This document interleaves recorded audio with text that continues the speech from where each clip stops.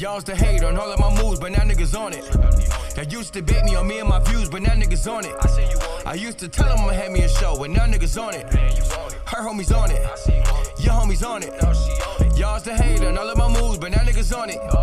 Y'all used to debate me on me and my views, but now niggas on it. I used to tell them I'ma have me a show, but now niggas on it. Her homies on it. Your homies on it. Realest podcast. What up, what up? We back, man. The realest podcast ever. It's your boy C. Diddy. I'm here. Matt's present. Dan's present. I'm back. At the Fantasy Factory. I'm trying to figure out my mic. Did you say I'm black or I'm back? Black and back. I'm black and back. I'm black, I'm blickety black. I remember Styles had a song. Here we go. Now Oh, because I'm black. I'm black. That was a good song. And I couldn't understand why it didn't blow because I thought that song was great. And then it was like, people who aren't black probably didn't give a fuck. It's real segmented. Yeah. It's real fucking segmented. But I thought that's... Pay for your song, it's not black. Yeah, I thought that Didn't song... he have like a reggae bull on the hook or something? No, Flowetry. Oh, it was Flowetry, okay. Well, one of the Flowetries. Well, somebody had a I'm black joint. They had like a reggae nigga on the hook. I don't never heard that one. Yeah. Yeah, I don't know about that. It's probably some old shit. Yeah, but Styles definitely had I'm black, whether I'm poor or rich or poor, dog, it's all the same shit. I'm black. And I was like, yo, this song is phenomenal. And it just did nothing. And it was like, we only 11% of the country. 11% and don't spend no money. This is bad. You know what I mean? Tariq Nasheed was on I think it was Academics podcast, and he made a good point about he was talking about the whole reparations angle or whatever. And he was basically saying like, black people are underrepresented in the census and all of that shit. Like, we like real paranoid about giving people our information and shit. So he was like, it's approximately 40 million black people in the United States that like report or whatever. He was like, it's probably closer to like 70. So when he said that, I'm like, damn, that makes a ton of sense because that kind of explains the whole thing we was talking about a couple weeks ago with the Patrice O'Neal thing, saying like, they tell you that you the smallest minority when in reality it's niggas everywhere. Right. I think it's like that sort of thing, you know what I'm saying? And then you have the whole angle in the fact of like a lot of Native American people, were from African nations and stuff like that. That had some form of relation that way. So, the black diaspora is very large, but there is very when you add us all up, we're the biggest amount of people, but it's like when you segment it down to just like black Americans and stuff, that's where in Caribbean people and the UK blacks and all of that, the French blacks, the Greek blacks and all of that shit. You start chopping that segmentation down, it just goes to show like how much unity we lack on the overall. Yeah, we don't have any of that shit. No. That's kind of where we are. Let's do this before we get into anything. How do you feel right now about the realest podcast ever? You see what I'm saying? What's that? Yeah. How do I feel about it? I think that, I think we're in a. How can I want to use the right words. I want to be careful to use the right words. Okay. I think we are in a place where the quality of the content and the support around the product and the viewership, there's like a disconnect. Okay. And they need to be crossing like a proper axis or whatever the case may be. Like, I think that for all we've done, all the promotions, all of the marketing, independent tour, all of this, I think that we should be further along because if you recall, what I told you is that if we execute this tour right, there should be something for us at the end of it. Mm-hmm. There was nothing. No. There was nothing. There was no little WNBA trophy. There was no nothing at the end of that. You know what I'm saying? You won't let that trophy go, man. And I don't know, man. It's.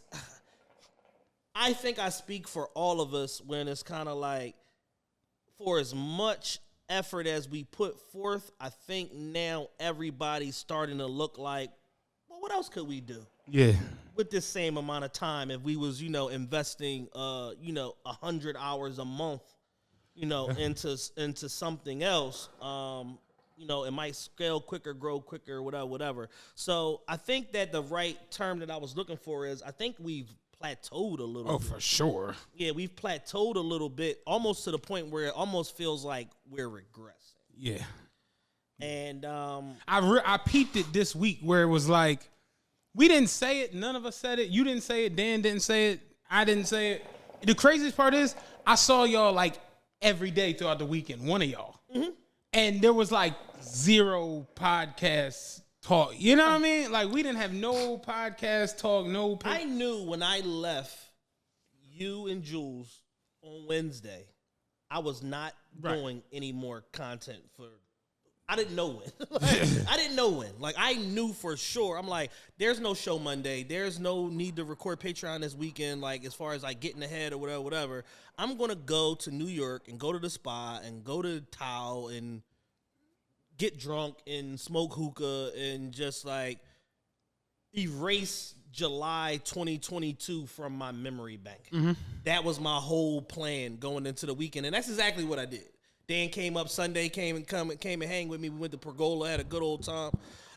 Smack and Beasley was in there from URL. They was at the table next to us. $40 scumbag. Yeah. Yeah, I mean, I just, we just had our busiest month in the history of this podcast. We put out 14 shows. Right. 4 on the main feed, and it might have been 5 because it was like July was a long ass month. Mm-hmm. So at least 4 shows, main feed, and then 10 on the VIP. A lot of teeth pulling with getting people to migrate and all that. That was a headache, right? And upgrading all of these tiers and all that, refreshing, giving everybody additional content and all that. You lost some people. That is what it is. That's slippage. Ain't no big deal. They'll be back at some point. That's cool. But I feel like for what we're trying to do and us trying to, because we have a united vision of what we're doing, but trying to steer this ship in the right direction and raise more capital to invest more back into the show so that the production is more robust. We can give y'all straight video for every Patreon episode and all of that, and steer this in the right direction. I don't know that the audience is going where we're going, and at a time, that was just like, that wasn't even a question to me. Mm-hmm. It was more so like, I know we have this symbiotic like relationship with our audience. At the bare minimum, the top 500 people in the audience, we can count on them for like whatever. I don't know if that's the case anymore. I see what you're saying.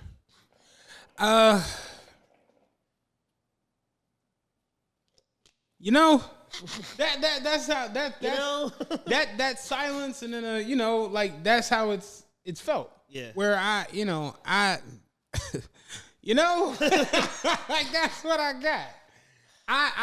I'll say this. We've definitely plateaued for sure. Regressing, it feels like that because you plateaued. Yeah. I've experienced that with working out where you just like, all right, what the fuck? So you kind of like pivot and do some other shit. When I used to work for Enterprise, they used to always say like, if your business is not growing, it's shrinking.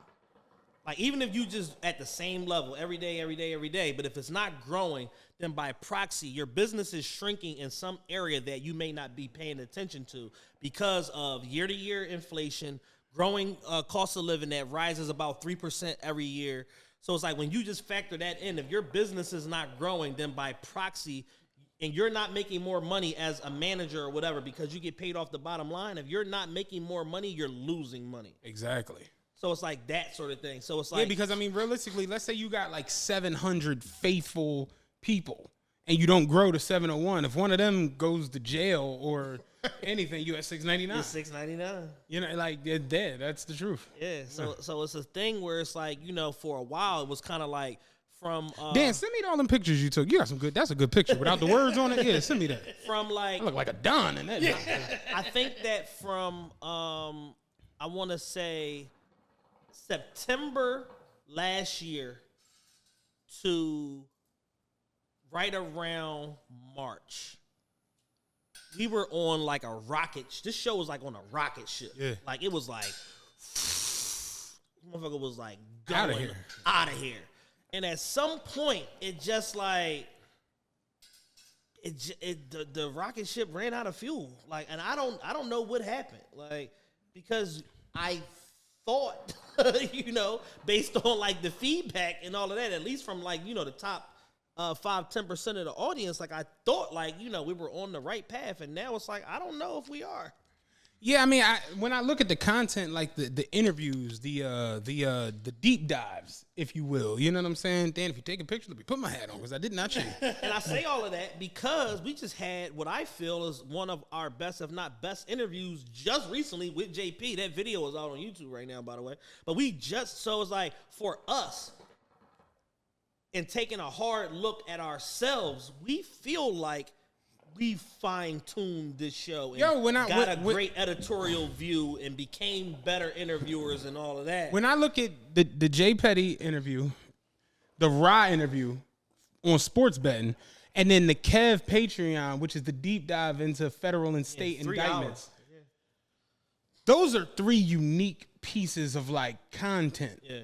Then you factor in Barb with her transition. You then throw in DJ A Boogie with his progression as becoming a tour DJ as opposed to being a, nigger city DJ. Right.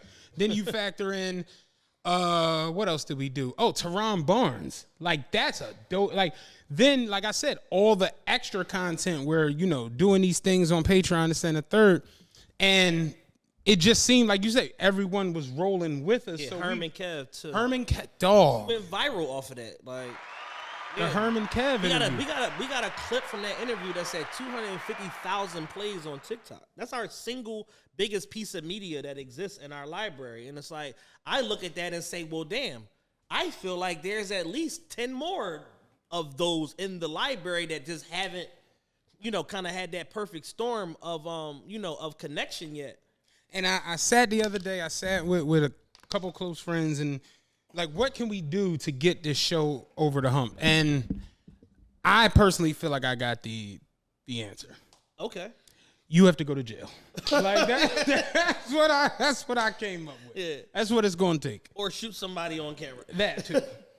Yeah. But you go to jail, we will ride for you. We will run a free C. Diddy campaign. Yo, and then when you come home, we will get T-shirts. It's on. You know what I'm saying? Like, real shit. But no, it's just, it's a little flattening. Black culture, I think, is too quick to celebrate drama, sensationalism, and stuff like that. And I kind of said this, I think, some of our shows last week. Being good isn't good enough at times. Sometimes you got to be amazing. You got to be charismatic. You got to be interesting and sensational on top of all of that to get, kind of everything to cut through. Because it's just like there's some element of like black culture where black people look at other black people doing anything and it's like, all right, nigga, well, how you gonna impress me, nigga? Like, show me why I should care about what you. It's like that sort of thing. Whereas, like, you have other cultures that just support and then figure out if they like it later. Yeah, and that's the jump for me. Like I said, I was talking with a couple of close homies the other day, and it was like, yo, like, the way everyone is sports betting now, you would think that the Rye episode would just lightning. That's what it would be. With everybody wanting to be a boss and start businesses and get business, you would think the Herman Kev joint, you would just think. And then I look at our culture and what goes viral and what gets shared hundreds of thousands of times, and it's none of that. It's a bitch talking about, I don't like when my nigga be liking other bitches' pictures on Instagram. Man, I seen a joint that joint had like 900,000 views, and I'm sitting there to myself like, wait, what? It was a joint that went viral last week. The chick said, I need a $200,000 engagement ring. I ain't no average bitch. She was an average bitch. I'm here to tell you, she was an average bitch. Like, it don't get much more average than this. You know what I'm saying? I need a $200,000 ring. Like, how do you, like, in proximity to, like, money, like, how do you make your mind up that, like, that's the dollar figure? Like, fuck the stone size, the clarity, whatever. Yeah. The dollar figure is 200 racks, nigga. Fuck you. Fuck I ain't selling it, and I ain't settling. You know what I'm saying? This is the shit that we, like, tune into. Like, I'm not going to lie, yo, I sat there because I told you I started, like, writing, and it's crazy that if I actually started writing. Yeah.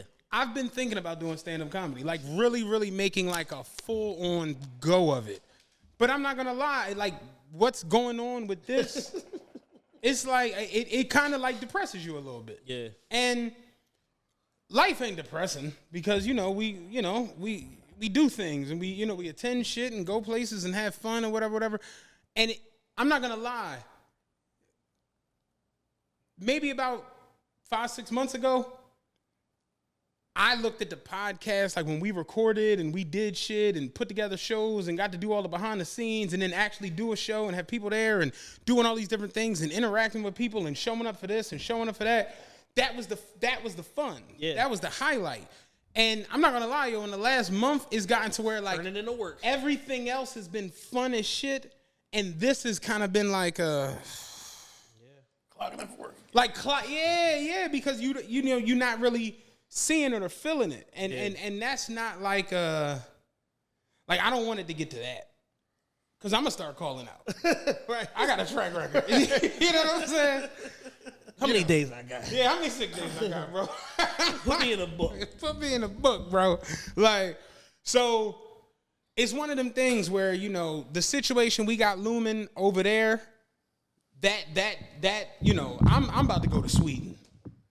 Because that's where the main office is at. I don't know if people know that. But like I'm ready to pull up to the main office. You know what I mean? And I sit and I talk with, like I say, our close peoples, and it's just like whoop-de whoop whoop whoop. I find out the other day through like, the grapevine, motherfuckers is getting these deals and not even going.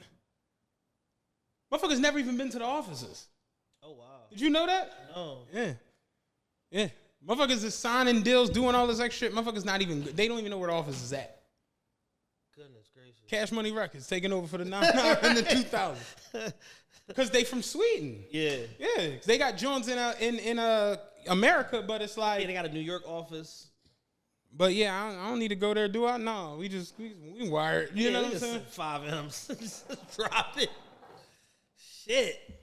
So I'm just like, barring you going to jail or, me blowing up, stand up, it's just. Yeah, I gotta I don't know, man. I might gotta date Ruby Rose. My girl might gotta understand. It's for the podcast. It's for the greater good and shit. I don't know what to do. Jules asked me the other day, would you consider Love and Hip Hop if they gave you a ridiculous storyline? I'm like, yes. Yes. At this point, yeah. Yeah, nothing. We can't say no to nothing. Yeah. I'm ready for my Illuminati invite. No. Who I gotta sacrifice? I said the other day, yo, shit don't turn around quick. I'm gonna order my Miracle Spring Water at 2 a.m. Like real shit. Shit don't turn around quick. I'm because everybody get a check for $7,000 on the infomercial. I'm ready to call the fuck up. It's just like, dog. But yeah, we was talking about that shit the other day. Did you see Young Jock was like, he was dating Carly Red. She came in the crib snapping or whatever, and it was like. It was clearly fake for the kid, but he didn't know what was going on, so he's like, I just had to play along with it. It's like, I do that shit all day. All day. But yeah, it's definitely, the last month has been a tough joint. Because you know how when you got big dreams and you got big goals and you got big aspirations, you getting there is a process. We'll start crashing and burning. Yeah. All right, maybe I can't get the 70-footer. Maybe I can't get the 70-foot yacht. We get the 42. Yeah, the 40. The 40 yard. Next thing you know, you on a Gilligan. Yeah, you paddling yourself. Yeah. Keep scaling back. You on the joint where you put your feet in it and paddle with shit. Shit about the capsize. Yeah. So yeah, it's just I was just wondering where you was at with it as far as you know. I mean, 'cause like I said, we haven't discussed it, and that's odd, yo. Yeah, that's really odd that we have no podcast talk throughout the week. I mean, I just think that I think the dog days of summer kind of play a part in it. Also, July sucked for everybody. I think I talked to a lot of people. Everybody was like, "Yeah, July was awful," and it was just like a long ass month. And for whatever reason, man, people were taking vacations. People still, going to work. A lot of offices and jobs are forcing people back into the office right now. Mm-hmm. It's just like. Life's a drag right now. You know what I mean? And I said on Twitter the other day, I said this is the worst summer since last summer. This is kind of where I'm at. And I just want to say I liked everybody better when y'all had money. I just want to say that. Liked everybody better. Summer 2020 shit was great. Even spring 2021 was still pretty awesome. Mm-hmm. Motherfuckers was cashing them $1,000, $1,100 PUA checks every week. life was grand. You know what I'm saying? And you know, what Nipsey say? Never let a hard time humble us. Niggas let a hard time humble them. Oh yeah, I'm humble. Yeah, niggas culturally, you know, we have been humble. Yeah. You know what I mean? Next show we do, I'm not even thinking about, and that's the wild part. We literally got to where it was like we was doing 200-300. Like with these, it was like, yo, we could probably put together some really huge shit for the city. Like that was where me and you were both at. I was like to the point now where I'm just like, yo, the December idea is out. Yeah, Barber's Hall is looking good. Yeah. That's us. You know what I'm saying? How many can we get in the Stinger? Yeah. Yeah. What's that spot right there by Temple, by the movie theater, the little bar? Oh. I know what you're talking about. I can't think of it. That Joe, like the venue. Yeah. Motherfucker, that Joe. You know what I'm saying? Lou and Chews in the back. Like, no, Dan got the garden, so we can do whatever. You know what I'm saying? Like, real shit. Were you thinking like, damn, like we could do like something nice, small, you know, maybe 30 people. You know what I'm like, nice little intimate. Intimate. Shit crazy, man. When you gotta start using words like intimate, you know, like yeah, it's getting tight, man. But and it's fucked up because I love doing this shit. And I think it's fun and insightful and decent and it's a good ass time, but it's just like kind of rather be playing cards. You know what I mean? Like that's Have you all been playing poker lately? Not really, just because I've so much other shit, you know what I mean? Like trying to get so much other shit in order. And that's one of them things where it's really like a time, like you got to dedicate hours and days and everything to the shit. So I don't know. It's kind of how I feel. Yeah, I mean, I just think, in general, I think that, you know, the show needs a jolt, man. Like, you know, I don't know if we need like another type of Crip Mac kind of like interview, somebody crazy like that to kind of, you know, bring some different sort of energy this way, some different, you know, different audience members or whatever. Like, I'm not really sure, you know what I mean? And typically, I pride myself on having the answers. I don't. That's the bizarre joint. Like no one really has like a solidified. Yeah, I don't have the answers. Nobody knows. Yo, real talk. Like that's where we kind of at.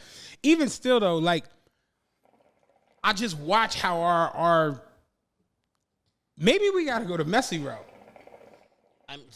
That pretty much has been on the table. That's what we need. That's where. And I don't want to do that. Like I literally said, I had a conversation with them. I'm like, I don't want to do mess because I feel like we better than that. I feel like our whole fucking culture is just better than that. But then I look and it's like, yo, no, we ain't. The shit that go viral and get spread and be all over the place, it's just junk. Yeah. It's just I almost might have had one. Yo, it just be complete nonsense. And it's just like get somebody up here and be like, all right, so who's the biggest fuck nigga in the industry? And clip that up and just put the prayer hands, you know what I'm saying, and see what happens. Do you want to tell them about the show? Oh yeah, we got a show and shit. You know what I'm saying? August 13th or whatever. If y'all want to come, you could come. If not, then you know, whatever. Yeah, we got some food and Yeah, shit. we're gonna have some food and some stuff, you know what I'm saying? Some party favors or whatever. A little bit of hookah smoke. Yeah. Yo, the sarcasm is hilarious. Yeah, we got, so, we got you know. some stuff. So yeah, if y'all want to come, you know what I'm saying, you know, whatever. But if not, then that's cool too. Tickets available now, TRPE729.eventbrite.com, TRPE729.eventbrite.com. It's an all-inclusive ticket, includes your entry, your show, food, liquor, hookah, and a merch capsule. We released a merch item on Patreon just to show everybody what it looks like. Our Cartier collection with the realest hats with the VIP stamps on them. Yeah, so that's that. So that's in 2 Saturdays. Saturday, August 13th. The venue location and all that, I don't want to put it out there because I ain't trying to have like no hangers on niggas pulling up like and we just playing the let out. I'm not trying to have none of that. So, but you know the location and all of that is on the website. It's no. You got any more of them starlights? Nope. What's the name is the site is no longer password protected. You can just go there, buy a ticket, whatever. You got to enter password and all that cool shit. And yeah, I mean, I would like to see y'all there. You know what I mean? Like we about 50% sold out. We was 50% sold out Thursday. It's Tuesday, still 50% sold out. Jones moving. Yeah. Backwards. The fact that we can laugh through all of this is fucking excellent, man. Like, that's funny as shit. But yeah, you know, show August 13th. You know, we might be there. You know, Yeah, we might pull up. You know, might fuck with that. might fuck with that, John. You know what I'm saying? Might fuck with that, John. Yeah, might go see what that John do. See what that John be about. That's cool. Leave it off there. It's cool. Yeah, because they Jones, you can't. They ain't quick lights. Oh, okay, got it. Yeah. So yeah. If you haven't yet, subscribe to the Patreon. We're giving 13% discount for all people that sign up for a yearly membership. Shout out to everybody that did that already. I love y'all. Y'all are the top 0.5% of the audience, probably top 0.25% of the audience or whatever. If I haven't already, let me know. I sent out a bunch of free merch packages to people that have yearly memberships a couple weeks ago. If you're a new yearly member or whatever, send me your information, your address and all that on Patreon or on email, officialtrpe@gmail.com. I'll send you your free merch package out. You know what I'm saying? All expenses covered by the mob. Yeah. And, so that's that, man. But, we like to see some more people on Patreon. We still got this $1,000 that we want to give away when we hit 500 people. We've been, toggling back and forth.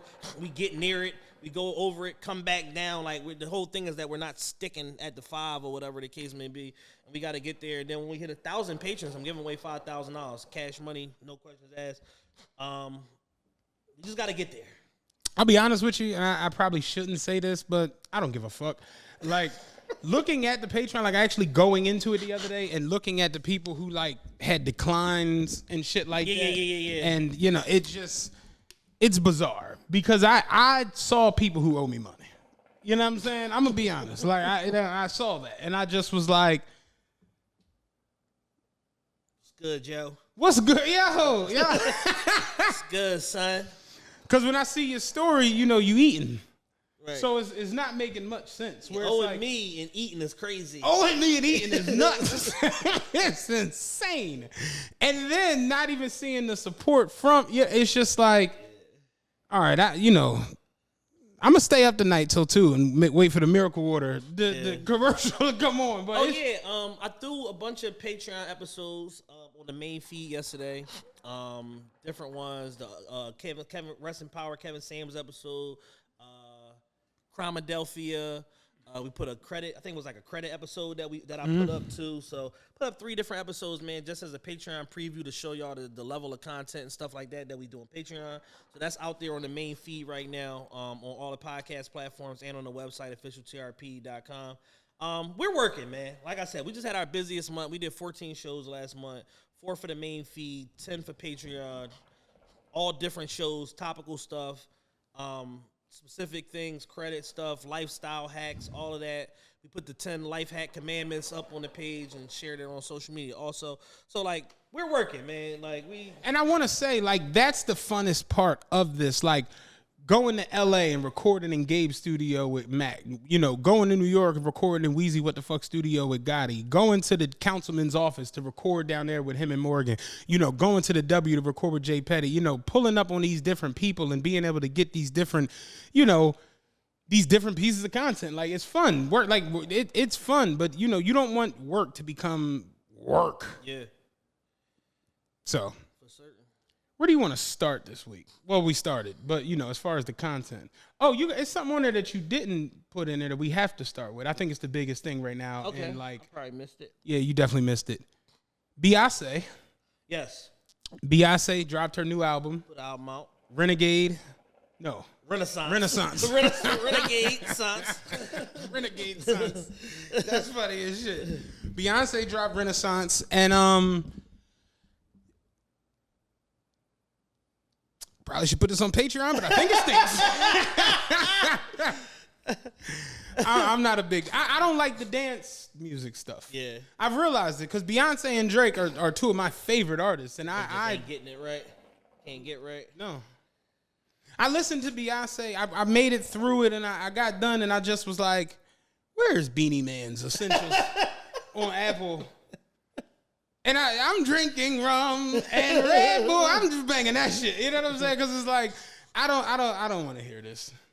I think right now, man, there's some sort of like industry movement to like strip the soul out of the music for some reason. And it's just getting like really electro, really like techno based and stuff like that. The industry has almost become weed-tude. Yeah. And it's almost like y'all are almost trying to like steer motherfuckers in like the direction of damn near like K-pop or something like that. And R&B is not viable at all. And with our artists knowing this, it's a situation where now our best soul R&B acts are almost like kind of forced into making other types of music, because if they just list that shit as R&B genre, nobody's going to give a shit or listen to it or assimilate to it other than like me, Joe Budden, and like 4 other niggas.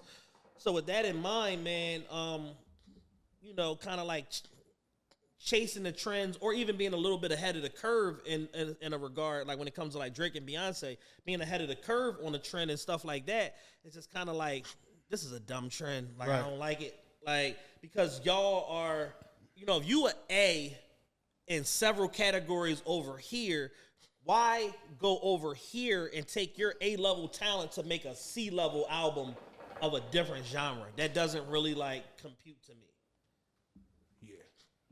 And I made it through, and I'm just like, I don't see me playing. It just like you could just use that without the jump.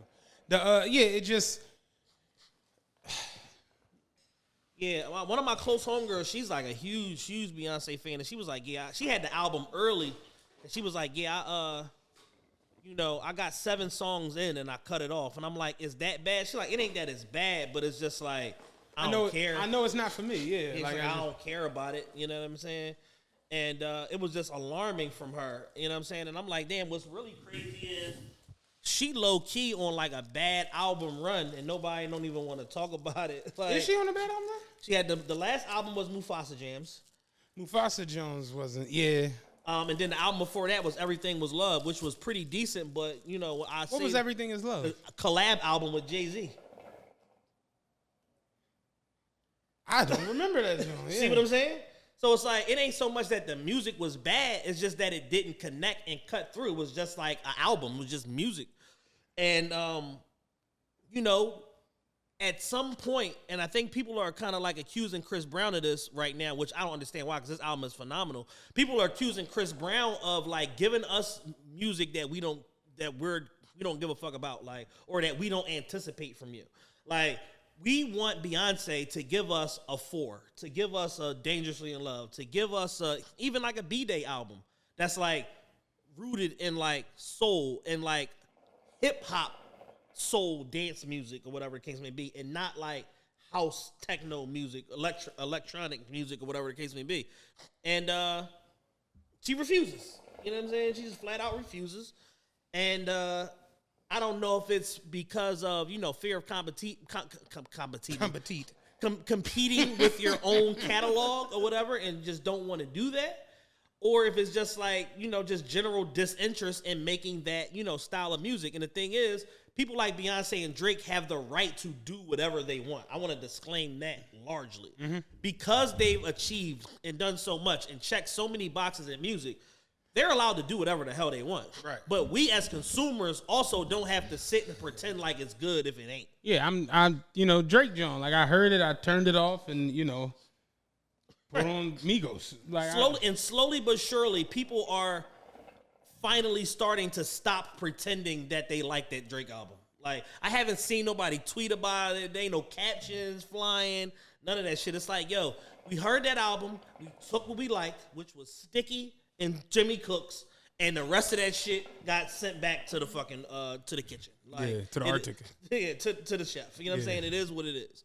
And I haven't listened to the B album yet. I'm honestly not interested. Like, I'm not, and I'm a huge fan of hers, but I'm just not interested if it's not an R&B album. I don't care. Yeah, it's definitely not it's not 4. It ain't. I think 4 is her best album. Me personally, I see people say "Dangerously in Love" a lot. It's one of the two. I'm not like spicy as shit. Yeah, it's a spicier hit.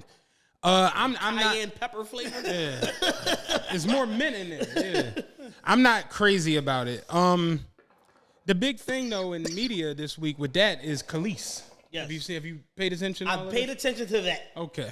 So Kelis basically, did it start from tweets or just the? I think she went straight to the gram first. Okay. Well, Kelis, I do want to start this with Kelis. Still looks amazing. Looks very good. Still looks amazing. Still got that hair. Yeah. She basically, came out and came at Pharrell and Beyonce and everyone involved for sampling her music, her song. Yeah, and not acknowledging her or I guess compensating her. How do you feel about that? Seeing as though she doesn't own the song, right? That's exactly where I'm going. You can, in life, fuck the music business. You can, in life, either have your business straight or not have your business straight. In a situation that Kelis is in, she's essentially looking for acknowledgement because she doesn't have her business right and she doesn't own the catalog. Okay. If she owned the catalog and she was being compensated, I promise you, there wouldn't be this whole firestorm of artist rights and woman to woman and all this nonsense and all of this shit that she's trying to frame it as. And I don't know what the Kelis catalog is worth. I don't think it's worth much. That's probably worth something. It's worth something, but I don't think is it worth the $100 million that Lil Wayne sold a fraction of Young Money for? No, but she got. Is it worth the $100 million that Irv sold his 50% of Murder Inc. for? No. Kelis probably worth probably good $5 million a year. Yeah, about a good 5. Here's the problem that I have with her doing what she's doing. I know you got the 5. Buy the catalog back, be your own administrator of your masters, and shut the fuck up. But she's not going to do that because she's just an incorrigible person, and she would rather go on the internet and complain and do the woe is me shit when you fucking ruined Nas's life, raked this man over the coals financially, hired a forensic account. Prior to Kelis, I didn't know what forensic accounting was.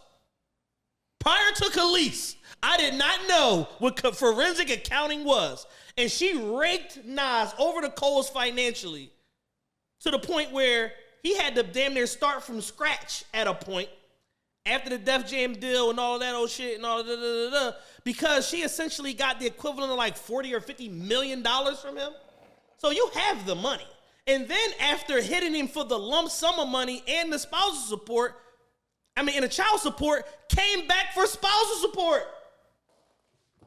You papered up. So what are you complaining for in the media about a catalog that you have the financial means to purchase? Is Pharrell selling it? Probably not. Yeah. Because she's a fucking asshole. And that's the part that nobody, people are pretending like Kelis is this pleasant woman. She's a fucking asshole. Women can be assholes too. And I don't know why people do this cat and dog show where they pretend like your character and how you interact with people and the way you talk to people doesn't have bearing on if they want to deal with you or not or do business with you. That's the number one factor. So if you're a fucking asshole, no, I'm not selling you the catalog because you're a fucking asshole and I'm not doing an asshole no favors.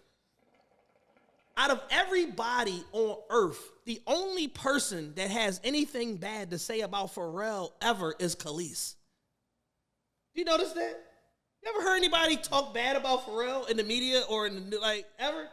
Yeah, you got a point. So it's like, at some point, we got to consider our source and understand that she's just virtue signaling for attention under the cause of some women empowerment thing, because if it was some unknown artist that sampled her music, she wouldn't have said nothing. It's because it's Beyonce, so it becomes sensational. But Beyonce don't talk to you niggas. This is why. Because this is what you niggas do. Yeah. You go and you make a private matter public.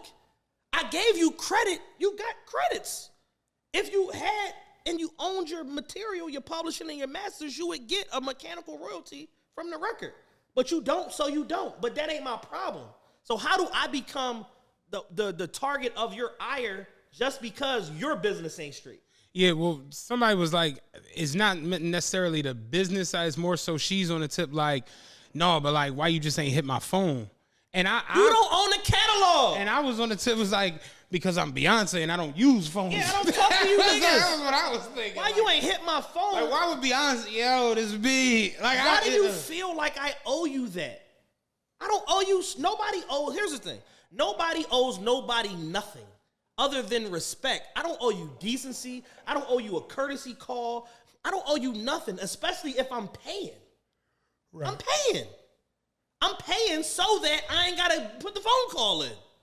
And if I put the phone call in, that's a pointless phone call. You know why? Because you don't own the catalog. I'm going to call you and be like, hey, what's going on? I was thinking about sampling so. Oh, yeah, I don't own that. You got to call Pharrell. You want to sample some of this new shit? No, bitch. The fuck is everybody talking about? Everybody losing their fucking mind, yo. You're funny as shit today. Yo, everybody wants credit just for existing. Yeah. You don't get credit for just for existing, Kelis. You made some cool songs in the 90s and the early 2000s. That shit is over with. Nobody cares. This is not the first time Beyonce sampled you either. How many fucking times would this lady got to call you about music that you don't own?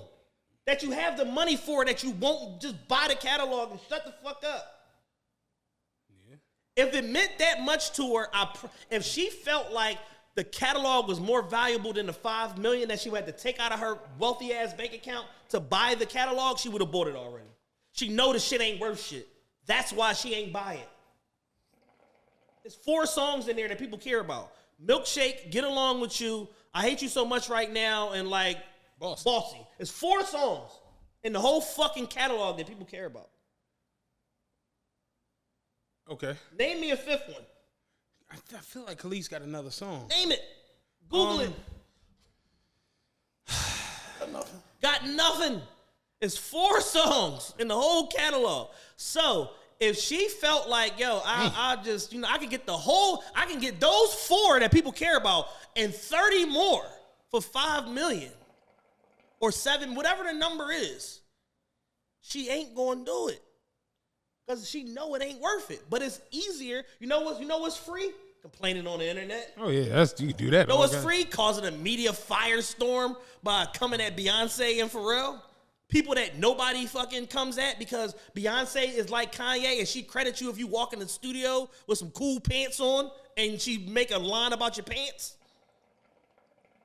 It's like at some point, man, we got to start being willing to give people the benefit of the doubt based on track record and also call out people for being fucking assholes based on their track record. Kelis is a fucking asshole. Right. She's a fucking asshole, yo. She's not a good person. I know people that know her. She's not a good person. So, I got nothing for you, Kelis. Yeah, you kind of said everything. That's nothing else for me to say. I got nothing for you, yo. Like, this is ridiculous. Like, where's the element of, like, you talking some woman empowerment shit. Well, what about you tearing another black woman down in the media over a miscommunication or however you want to frame it? Where's the sympathy for that? You know what I'm saying? Shit is crazy. It's crazy. It's like you want sympathy and empathy, but you don't want to give none. You know what I'm saying? She's a fucking asshole. That's why. That's what fucking assholes do. Make you feel like you doing something wrong, and they doing the same shit or worse. It's a fucking asshole. I can't even I can't devil's advocate it. I get a kick out of doing it. I can't do it. You. She's a fucking asshole. She's not a good person. Yeah, you've done that pretty well. What else we got? Yeah, really. Get Kelis the fuck out of here. We hate you so much right now. Will Smith finally apologized to Chris Rock. Yeah, I didn't watch the apology. I saw it everywhere, but I didn't saw watch it. a video going viral of a body language expert explain. Yeah, and come on, man. And listen, 2022 doesn't make much sense. You know what I'm saying? It's a bad year. It's a bad Inflation time. is through the roof. Gas high as shit. One- Biden is walking around like reeking at Bernie's. Like, this shit is awful. One last Beyonce point. Beyonce's removing the word spaz from her album after Outrage. Lizzo just did the same thing recently, apparently. I'm not trying to be funny, and I'm a pretty knowledgeable person. I didn't know spaz was a... I did not know that was a thing. It's like something to do with like spastic something, which is like a form of like multiple sclerosis or something like that. Like, When I said you gotta delete Revenge of the Nerds catalog. Yeah. Like when I saw the headline Beyonce to remove a word from album that basically disses people with disabilities, and I was like, I thought you said retarded. I thought she was like, yeah, she knows somebody. She said retarded on the job. But I didn't know spaz was a bad word, yo. yeah, everything's a bad word now, apparently. That's why you got to give Dave Chappelle credit. He continues to just drop his nuts on society and cancel culture at large. Like, he does not give a fuck. No. And I don't rely on y'all money, so suck my dick. Right. Like, that's the point of having fuck you money. When you got $200 million that like nobody can't touch, like, and you're not beholden to do anything for the money other than just be you, that's when you can tell everybody to suck your collective nuts. And that's what Dave Chappelle has essentially been doing for the last 4 years. Shit is weird. Is freedom of speech getting excommunicado? Freedom of speech is out, I think. I'm pretty sure freedom of speech is out.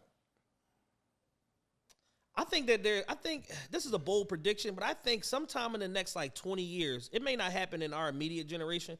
Sometime in the next 20 years, I think they're going to radically like revamp the Constitution. You think? I think so. They either going to completely revamp it or get rid of all the either that or get rid of all the amendments and just go straight back to like 1876, like, to where motherfuckers can't do nothing. Yeah, you only speak if you're a white man. Right, yeah. Exactly. Black people 2/3 are human. Yeah. Women can't vote. None of that shit. Selling niggas on Instagram. Gotta get strong black nigga right. Or offer up. got two athletic niggas right now. Pull up. On Poshmark. Doing meetups, Frankfurt area only. Sell a nigga.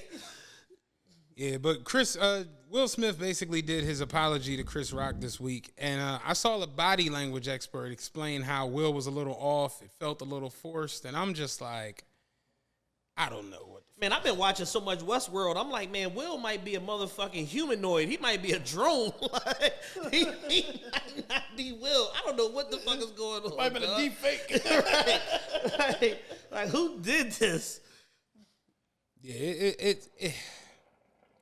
I'm personally at a point where I'm kind of just. Here's the thing.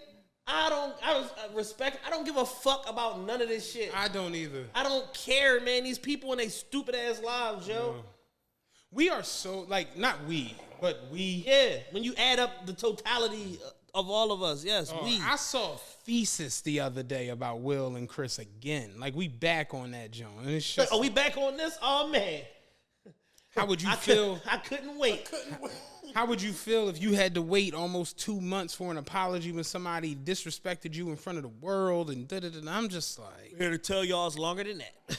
Yeah. Also, Chris been getting tens of thousands of dollars every night right. Since that fucking thing happened. Tickets went from $48 to $248. In the blink of an eye. In a blink. Ultimately, do you think Will's legacy is fucked up?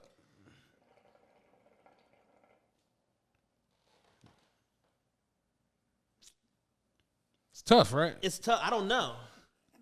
He's unfortunately in uncharted territory. Like, he's the first nigga to smack a nigga at the fucking Academy Awards. So it's like... At a pure snow event. Right. Like, so I don't know. Like, he went full angry black man. You know what I'm saying? And I'm not opposed to going angry black man, but you got to pick your spots. You know what I'm saying? I went angry black man at the hotel this weekend. They fucking gave me free valet parking all weekend, and they wiped the resort fee off. You know what I'm saying? Sometimes you got to go angry black man. Mm-hmm. But you also got to know, like, you know, like the 48 Laws of Power tells never go past the original line that you intended. So it's just like, you gotta know when to, like, fold them. Yeah, you gotta know when to, like, what's your line of demarcation? Like, where do you stop? You know what I mean? And the more months pass, the more I know like smacking Chris Rock at the Oscars was a bad idea. I swear I thought it was fake. Yeah. If anything, you catch him backstage and hit him with the fucking stun gun later. What was that shit? Zzz. Hit him with this fucking John in his neck. With like the a casino. Yeah. Hit him with the cattle prod like they was doing, like the NWO was doing. Hit motherfucker with the cattle prod. Zzz. I will say this. I'm just glad it was Will Smith. Because if it had been any other black person, it'd have been just all out like ruin. Will Smith and Kevin Hart, maybe. Maybe The Rock. Kevin Hart on thin ice. Rock probably couldn't have got away with it just because he's so big and exactly. strong. Yeah. He's a mountain of a man. He's a mountain of a person. Is Kev on thin ice? I think that Kev got like a half of more fucking. Like a half a John? He got a half a John.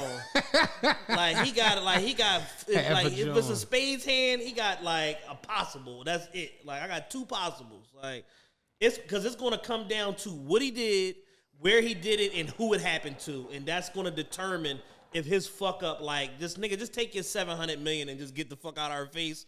Or if, like, he lived to see another day and he could go on an apology tour. Kev got, like, I got two possibles left, I think. Yeah, The Rock can't smack nobody ever. Like, he's going to jail. Immediately. And you damn near like a B-boy. I'm suing the pants off of you. Rock's that rich? He's rich as fuck. Interesting. Let's see what his net worth is. Yeah, Kev was fucking with him. He just bought his mom a house. He like, oh, you wait till you get $1 billion to buy her house. Like, whoop-de-doo. In 2018, he made $124 million 1 year. Yeah, he's I know he was the highest paid actor for a couple of them years. So I'm $800 million. Really? Yes.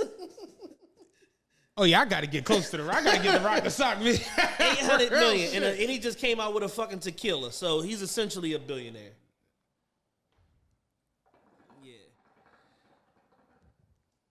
We need to holler at Squirt and ask him what he did. What's your antagonism? What's your antagonism tactics? What was the move? Damn. Yeah, The Rock is essentially a billionaire, man. Like, just money is out here. You know what I'm saying? Interesting.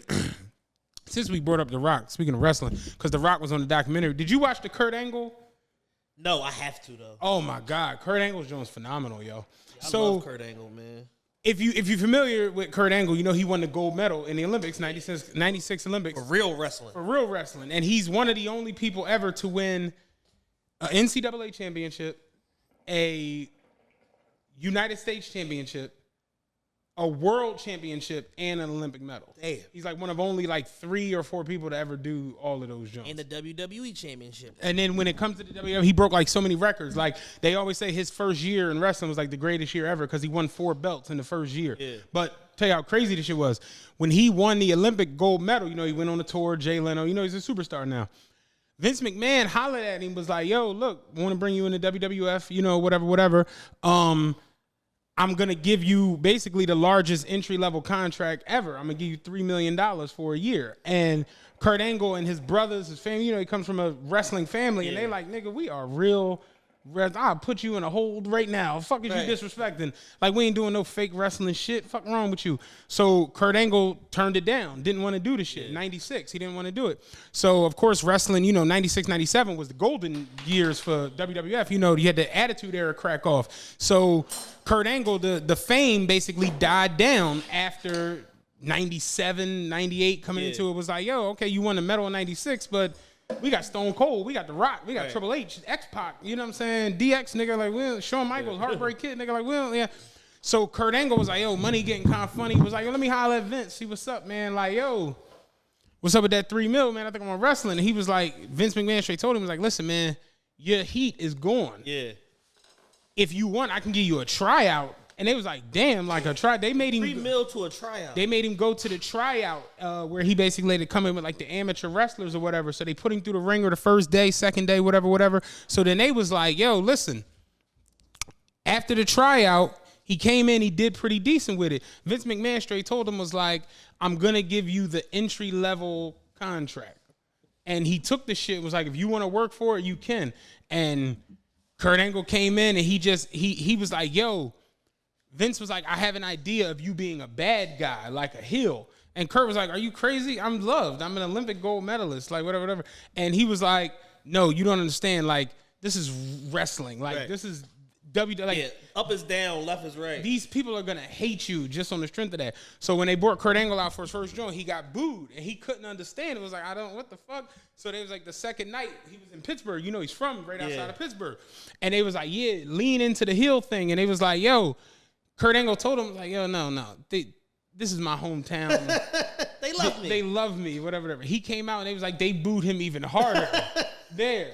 And he was like, a spark just went off, and Kurt got on the mic and just started basically Bill Burring the people. And that became the thing where, like, everywhere he went, you know, they went to Madison Square Garden in New York. This motherfucker got on the mic and was like, I can't believe you guys would boo me. You're not supposed to boo a champion. Seeing as though Patrick Ewing and the Knicks don't bring you any championships, y'all don't know what the fuck you're supposed to do when a champion is in your front. Like, he just started doing that shit.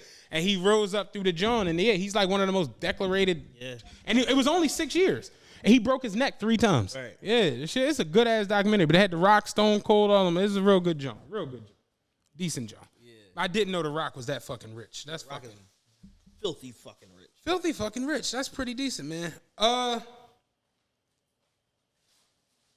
Kevin Hart. Yeah. We just mentioned Kevin Hart. Yeah. Kevin Hart was on the pivot. Kevin Hart's been on a decent media run. Yes. Yeah. He's picking all the right media. He was on the pivot, and then this week the pivot is hosting First Take. Can you like me some New Jones? Okay. And then the pivot this week is hosting First Take. Oh yeah? Yeah. Oh shit, I didn't know that. Joe Budden was saying he was saying on his podcast, he said, man, sometimes you gotta sabotage niggas early. he said if I was Brandon Jennings, he's like, if I was Brandon Marshall, I would have said, he's like, all that pivot shit, I would have got them niggas out of here early. Yeah. He's like, because now they hosting First Take. He's like, it's too late now, niggas. You gotta hate on niggas first. Yeah. So Kevin Hart was on the pivot, man. Hilarious episode. But you know, he's doing this Kevin Hart shit. Kevin Hart is one of the most like motivational people that are out there. And like he always like, you know, his perspective and stuff like that on life. It's real sharp, real spot on, real positive guy, man. That's another interview we should have been got, but that's a whole nother story. And he busts his ass. He works hard as shit. Just in general, like on a day-to-day basis, he wakes up 3-4 in the morning, work out, go to his office, take meetings, do pitches, writer's room. Like he works hard. And you know, as a result of it, you know, he's an American success story, and he's still peaking. You know, as a comedian, and he's gotten better as a dramatic turn as an actor and all of that, which is really better than some of his comedic shit. So he's real interesting. Him and Channing Crowder, man, their dynamic on the show was just so funny. Did you watch it? Their dynamic was just so funny because Channing's ridiculous and Kevin's like, wait. Say that again? Yeah. Like he's you know you're saying this out loud. You know you're saying this out loud. You know we can hear this, right? If I get them 3.5 minutes back, I would take right at time machine. Like, so it was really good. But Kev said something on the show that was very poignant. And the guys kind of like, you know, they probably wasn't really there for that. So they didn't really respond to it in the moment. But he was just asking like, yo, why do we always break up? He's like, what do you mean? It's like, why do we always break up? It was like, you got all of these different, you know, R&B groups, comedy duos, TV shows, podcasts. Like, why do we always break up? He's like, life in business is not that hard. He said, I do a project, it's like I got a project. I called a Rock. Hey, Rock, this is what I'm thinking. Blah, blah, blah. I got this, and this. I was going to do a pitch meeting on this day. I was coming out of my office. Like, how do you want to handle this? You want to co-produce it, or you want to just take a fee, or what do you want to do? He's like, we'll figure it out. He was like, he called me, same thing. We'll figure it out. He's like, this shit is not that hard. We overcomplicate everything. Simple stuff for the purposes of like our ego or our standing or who gets top billing, or it's like that shit don't matter. It's like what matters is seeing something through, getting the work done. Right. That's what that's what matters. But like, why do we always break up? And it just had me thinking like, damn, why is that the case? Like the Jackson 5 was family and broke the fuck up. The Migos is going through that shit right now. Like, and I thought that shit was fake. That shit is real. No, they got an album called Neff and Few. Neff and Few and Offset solo album is about to come out. Yeah. He's not nowhere with none of them niggas. They done patched up their relationship where they back around QC every day, and he just in Cardi B land, like away from this family and all of that. And I'm just like, damn. So that lets you know that it's probably something way more personal, way more deeper than we thought it was if he's the odd man out. And that's the problem with like trios, is typically the two goes against the one. That's typically what happens. You saw it with City High, where it's like you got two guys and a girl, both of the niggas, City High. What would you do if your son was at home? Oh, you took it back. Yeah, you had a situation where you got two males and a female in a group together. One of them used to fuck with her. One of them is trying to fuck with her now. They eventually become a couple, have kids, and this, and this. Break the motherfucking group up. Who was City High? Claudette Ortiz and them two niggas. I don't know the two niggas' names. The one nigga was the Sister Act nigga. Exactly. Right? Yeah. Oh, That's happy day. That's who she started with, the first nigga, and then ended up with the Sister Act nigga. And had like a bunch of... That's why she's out of the music industry now. Because she married him and... Okay. And the other member of the group was Praz. No, that's the Fugees. No. That's the Fugees. Praz put the group together. Praz and Wyclef put the group together. Right. Praz was an actual Fuji. Yes, he was an actual Fuji. Yes. There you go. I can't remember the other City High motherfucker. Just a nigga. Just yeah, a guy. Yeah. Jan. Yeah. Just a nigga. Just a nigga. So it's like we see this over and over and over again. Jodeci broke up. Fucking Casey and JoJo.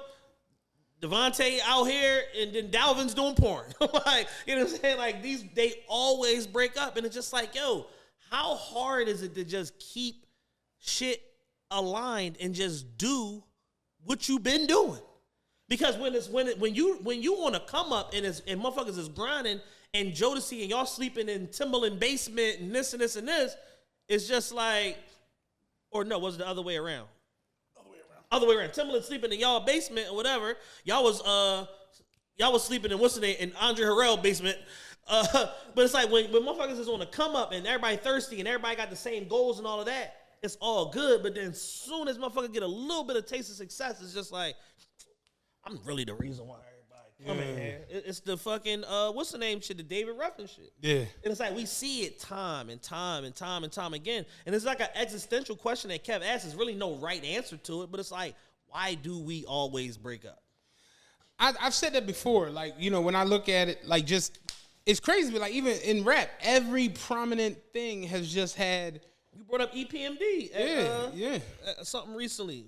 Like, I look at the Locks, where it's like they might be the only ones where it's just, you know, they let Jada be Jada. Styles can do the style shit. Like, Styles was the one that started that Juice shit. Yeah. You know, Jada was over there doing fucking Knuck If You Buck remixes and all kinds of crazy shit. Yeah, Jada went down south for a minute. Niggas don't even really know that. Jada was like really like the first East Coast nigga, but it was Jay first. Jay did Huh, and he did Silk the Shocker album too. Yeah.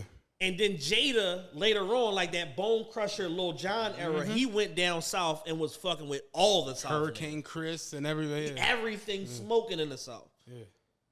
Which also, sidebar, I don't understand. Jadakiss is still somehow like one of the best rappers alive at 75 years old. I mean, no, somehow he's phenomenal. He's phenomenal. He got this record with his Roddy Rebel song. Roddy Rebel, A Boogie remade I Got 100 Guns, 100 Clips. I'm from New York, and Jada is on it, and I'm just like, this nigga's still like the best rapper out, man. This shit crazy. Like, he don't miss a beat. And I'm just sitting there anticipating because I know he about to smoke this shit. Yeah, Jada's something else. But yeah, the Locks to me is like the only ones where... Yeah, Sheik went and got a big deal at Universal. Jadakiss on the first single. Styles on the third single. Whatever. It's just like, they're the only ones who understand how to go out and do their thing and then still come back to the fucking base. Yeah. Even when they wasn't doing Locks albums, it was still always LOX. Yeah. I look at a lot of situations where it's just like, yo, why did Shaq and Kobe fall out? You know, Mike and Scotty don't really fuck with each other at all. Yeah. Scotty been on a 2-year media tour talking about how Mike ain't shit and all the name and all the niggas that's better than Mike. Yeah. No, because LeBron, for sure. Yeah. Kobe, too. I mean, I saw Kobe bust his ass. Yeah. Like, I was there. I seen him. Yeah. Couldn't do shit with Kobe. Yeah. Anthony Hardaway. Yeah. You know what I'm saying? He ain't get hurt. You know what I'm saying? He would at least bust Mike ass 19 more times. You know what I'm saying? Grand Hill. Hill. Don't forget Grand Hill. Grand Hill. Yeah. But yeah, Mike and Scotty don't fuck with each other. Hate each other. The bad boys don't fuck with each other. Ain't that crazy? Yeah. This one had nothing to do with nothing. I saw a picture of Scottie Pippen when he was younger, and I saw a young Larsa Pippen. Oh my God. Yeah, Larsa was all that. Oh my God.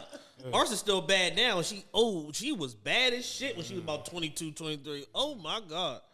Yeah. Scotty's ready to kill that boy. Yeah. But no, that's some real shit. Like we do have that in us. Yeah, it's always the Rolling Stones are still together. Motherfucking whoever toured with Elton John, they all still together. Like it's us. It's us, man.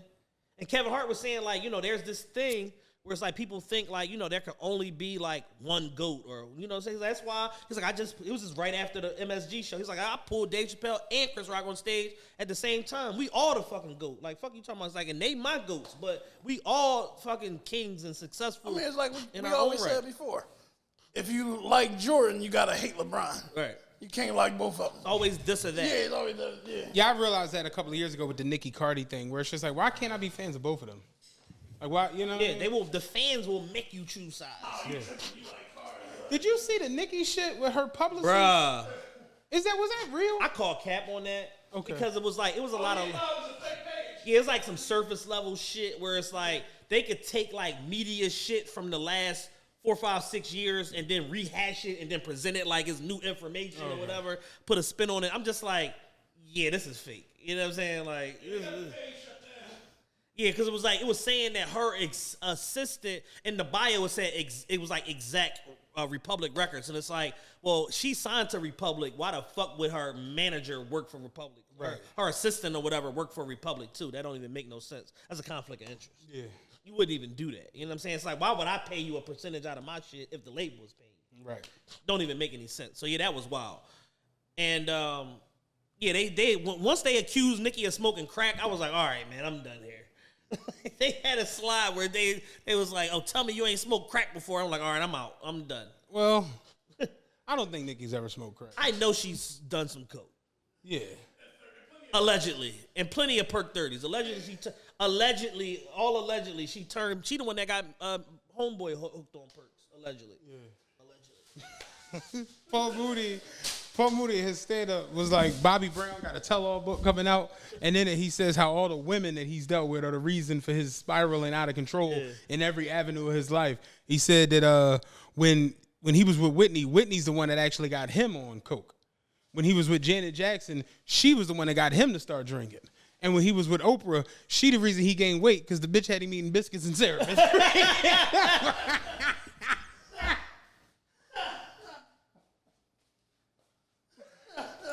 Biscuits and syrup.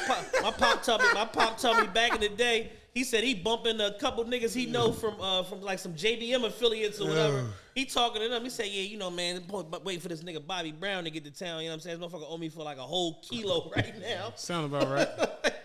Motherfucking 89. Bobby owe a nigga from JBM for a whole key. They said Bobby was doing shit like buying limos and just leaving them in the town he got it at. Yeah, Bobby was crazy. Yeah, Mike Tyson was doing that shit too. Well, Mike had a different bag coming. Yeah, Mike had 300 in remember, the 90s. Remember, they was dropping Bobby and him back off in the project. You know what I'm saying? Crazy shit. But yeah, I kind of figured that Nicki Minaj shit was kind of like bullshit. that shit wasn't cool. You know how you see some shit, you just like, I know this is bullshit. Yeah, I'm just like this is bullshit. Like I'm not even entertaining this. Real just because of the thrill of it. It's fake. This shit's super fake. You got on here Raj question. What does that mean? Oh, Raj had sent us something last week. We could cover it on Patreon or we could cover it now. But he had sent us something on Patreon last week that was pretty good. It was basically about like leaving niggas where they at. Ooh. Can we talk about getting to an age, 40/midlife, and realizing that people in your life might have reached their ceiling? Please discuss understanding that you have to compartmentalize these relationships and proceed with your personal growth, even if these are your day ones. Oh, I got to that point at 20. I'm not even 40, and I know that. You say that to the Patreon, because that go with my rant. Okay. that go with my rant. I got to go on. Yeah, I remember you were saying you had a rant you wanted to do on Patreon. All right, we can say that for Patreon. Yeah, so we'll say that for Patreon.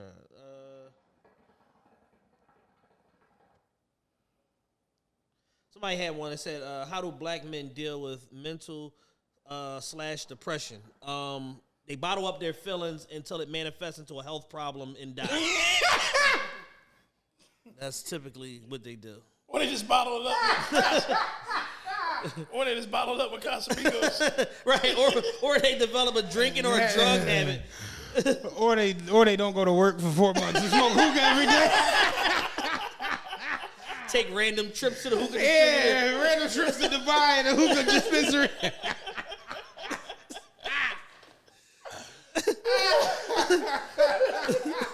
They come to Big Dan's house every day and smoke hookah. That's how the fuck black men deal with depression.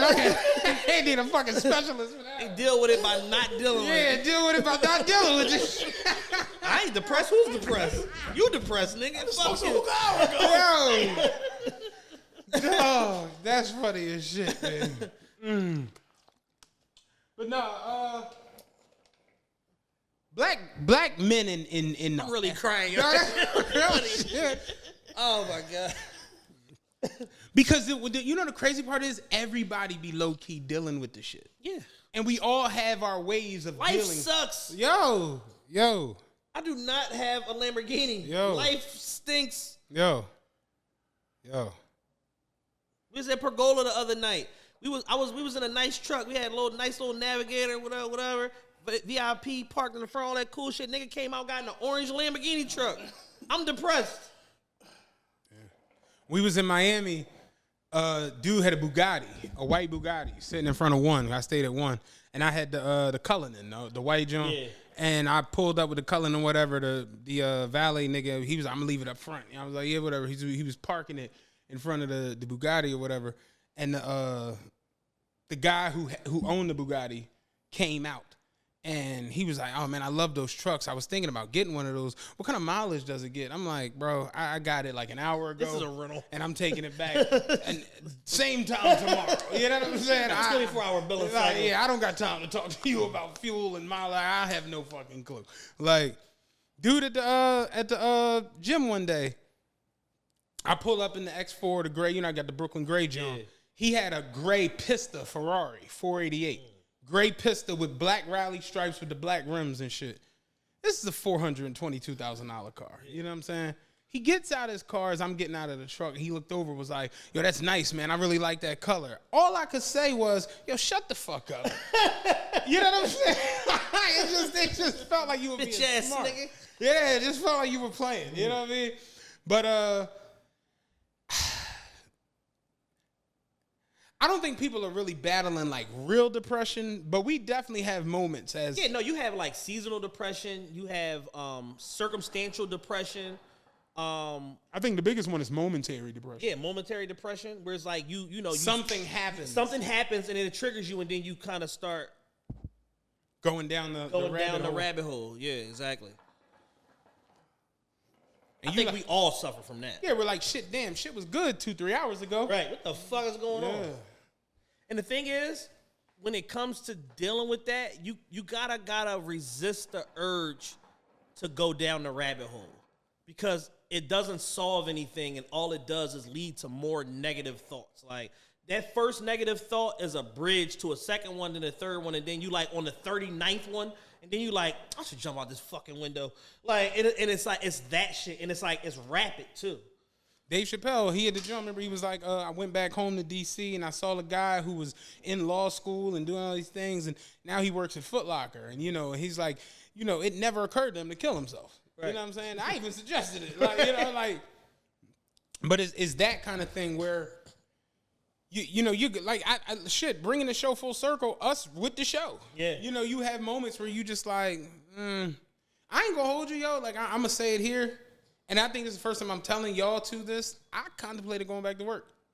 I know you did. Yeah. I know you did. Yeah. I'm like, they missing me out there. They need me on these subjects. Yeah, they missing me out there. You know what I'm saying? Like, I contemplated that shit over the last couple weeks. And, shout out to Kev. Kev called me the other day, and we just was like talking. He like, you know what I'm saying? Yeah. She's checking up on you. I'm just like, hey, man, listen, dog. I like, do you need a paralegal? You know what I'm saying? Like, it's getting this. You need security. You need security, real shit. I got a suit. I got a nice ass suit. I use the bathroom. I'll be right back. I'll drive the Suburban. You know what I'm saying? Real shit. But outside of that, like, you know, dealing with depression, you know what I'm saying? Damn, I didn't win my John. For all of y'all that don't know, today is Yeezy Day. Dan's been winning shit all goddamn morning. Yeah, I'm 2 pairs in so far. Yeah, I haven't won anything. You know what I'm saying? Goddamn ridiculous. What's next? What's next going on? The Turtle Doves was up there for literally like 30 seconds. It seemed like, and them shits was just going. Like, I couldn't believe I got them. I was like, oh, shit. Oh, you got the Turtle Doves? Yeah. Oh, man, what the hell? You know what? What the fuck is going on? How the hell Dan get the guy? I can't get no foam runners, though. I'm over for everything with the foam runners. Man, fuck the foam runners. The Doves is where it's at. You know what I'm saying? Like, damn, what the fuck? But yeah, anyway. We all go through that shit. You know what I mean? That those moments of self-doubt, those moments of the hyperspace is on yeah, I seen that. You think it's like, I don't even think it's inferiority.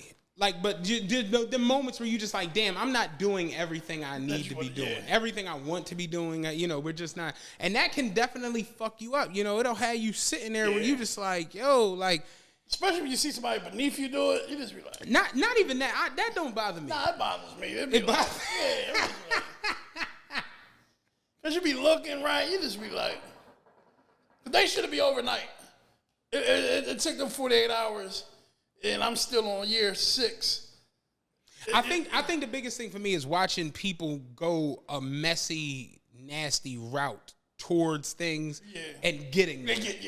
And then it really fucks you up where you just like, do I want to go messy now? Yeah, do I got to start exposing people? Is that what the fuck? Like, but you don't, you know what I mean? You don't want to do that shit. Like, you want to stay true to yourself. You know, you got a moral compass. You got beliefs. You got integrity.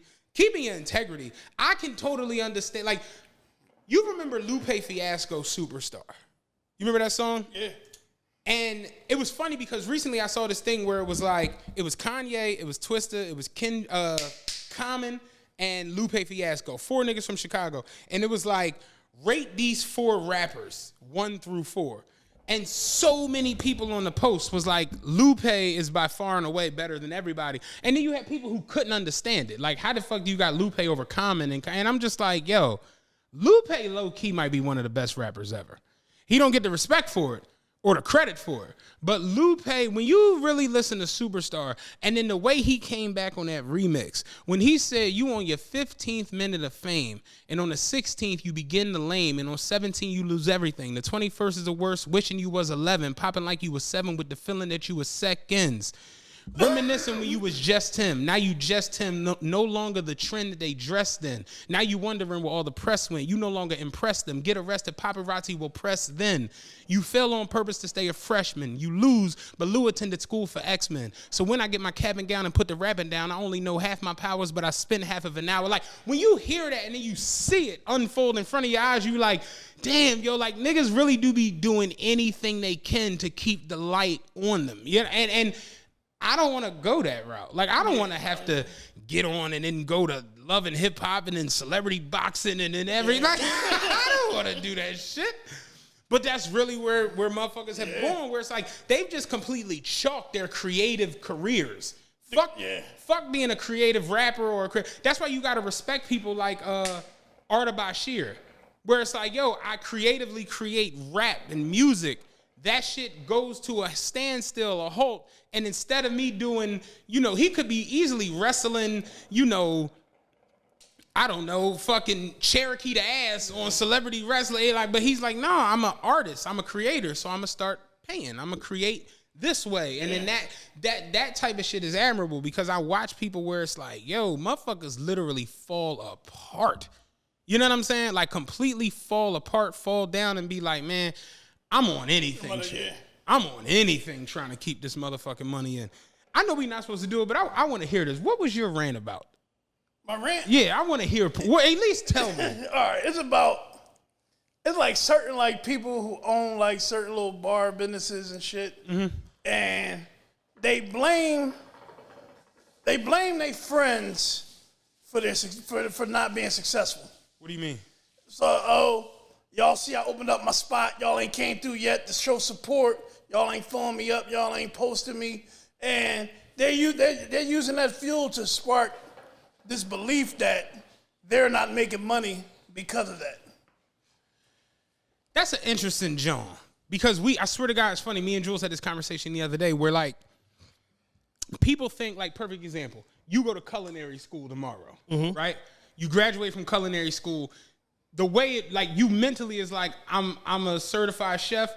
Everybody should be coming to me for food. You know what I mean? And that's just not reality. It ain't reality. That's just not reality. Like, we could open up a bar tomorrow. Ain't no guarantee that people gonna come there. It'd be nice if they did. It'd be nice if they did. Yeah. I was at your joint the other night. I was pretty rocking in that joint. Yeah. You know what I'm saying? Jules was like, I'd be here every motherfucking night. This joint was decent. I'm like, well, you are sitting next to a Mac-11.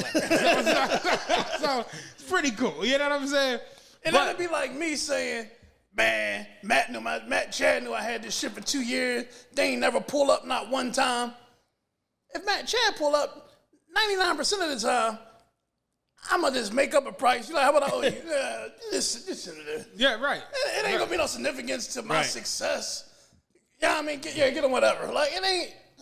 The bar business, especially in Philly, it has to be crazy. It's very fickle. It's very crazy. It's very fickle. It's up and down. It's way more politics than it needs to be because you're dealing with characters. Like, you're literally in the bar business and the nightclub business in Philadelphia. You are dealing with people that are unlike anybody else on earth. Exactly. And they're all different. Like, there's certain similarities that may cross over from one person to the next. But for the most part, you're dealing with, if it's 10 bars, you're dealing with 10 unique personalities. Exactly. Like, people that you never meet different motherfuckers like this ever again in life. Like, one-of-a-kind motherfuckers. And I look at successful people like Hunt. Right? Mm-hmm. Hunt have the same 10 people promote his shit all the fucking time. And Hunt rocks every fucking night. He don't cry. I ain't been there in a minute. He ain't say, oh, damn, you ain't pull up on me. When I get a chance, I'll throw the flyer up. But he built his staple. My people is my people. This is who comes. Right. And this is how I make my money. That's another one, too. The whole throwing me up on the grid. Like, motherfuckers have, like, that's the end-all, be-all to marketing.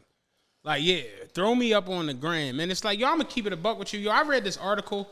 It was basically saying how at any given time, your posts will only reach between 12 to 21% of your actual following. And with the shit that Instagram been doing the last few months, it's reaching less than that. Yeah. Was like, meaning like they was doing the TikTok shit where they were just pushing shit into your feed. Okay. To where it was like, it was further scrambling the algorithm after. If y'all remember last year, they promised us to restore the chronological algorithm. Yeah, because I think I text Chad had something.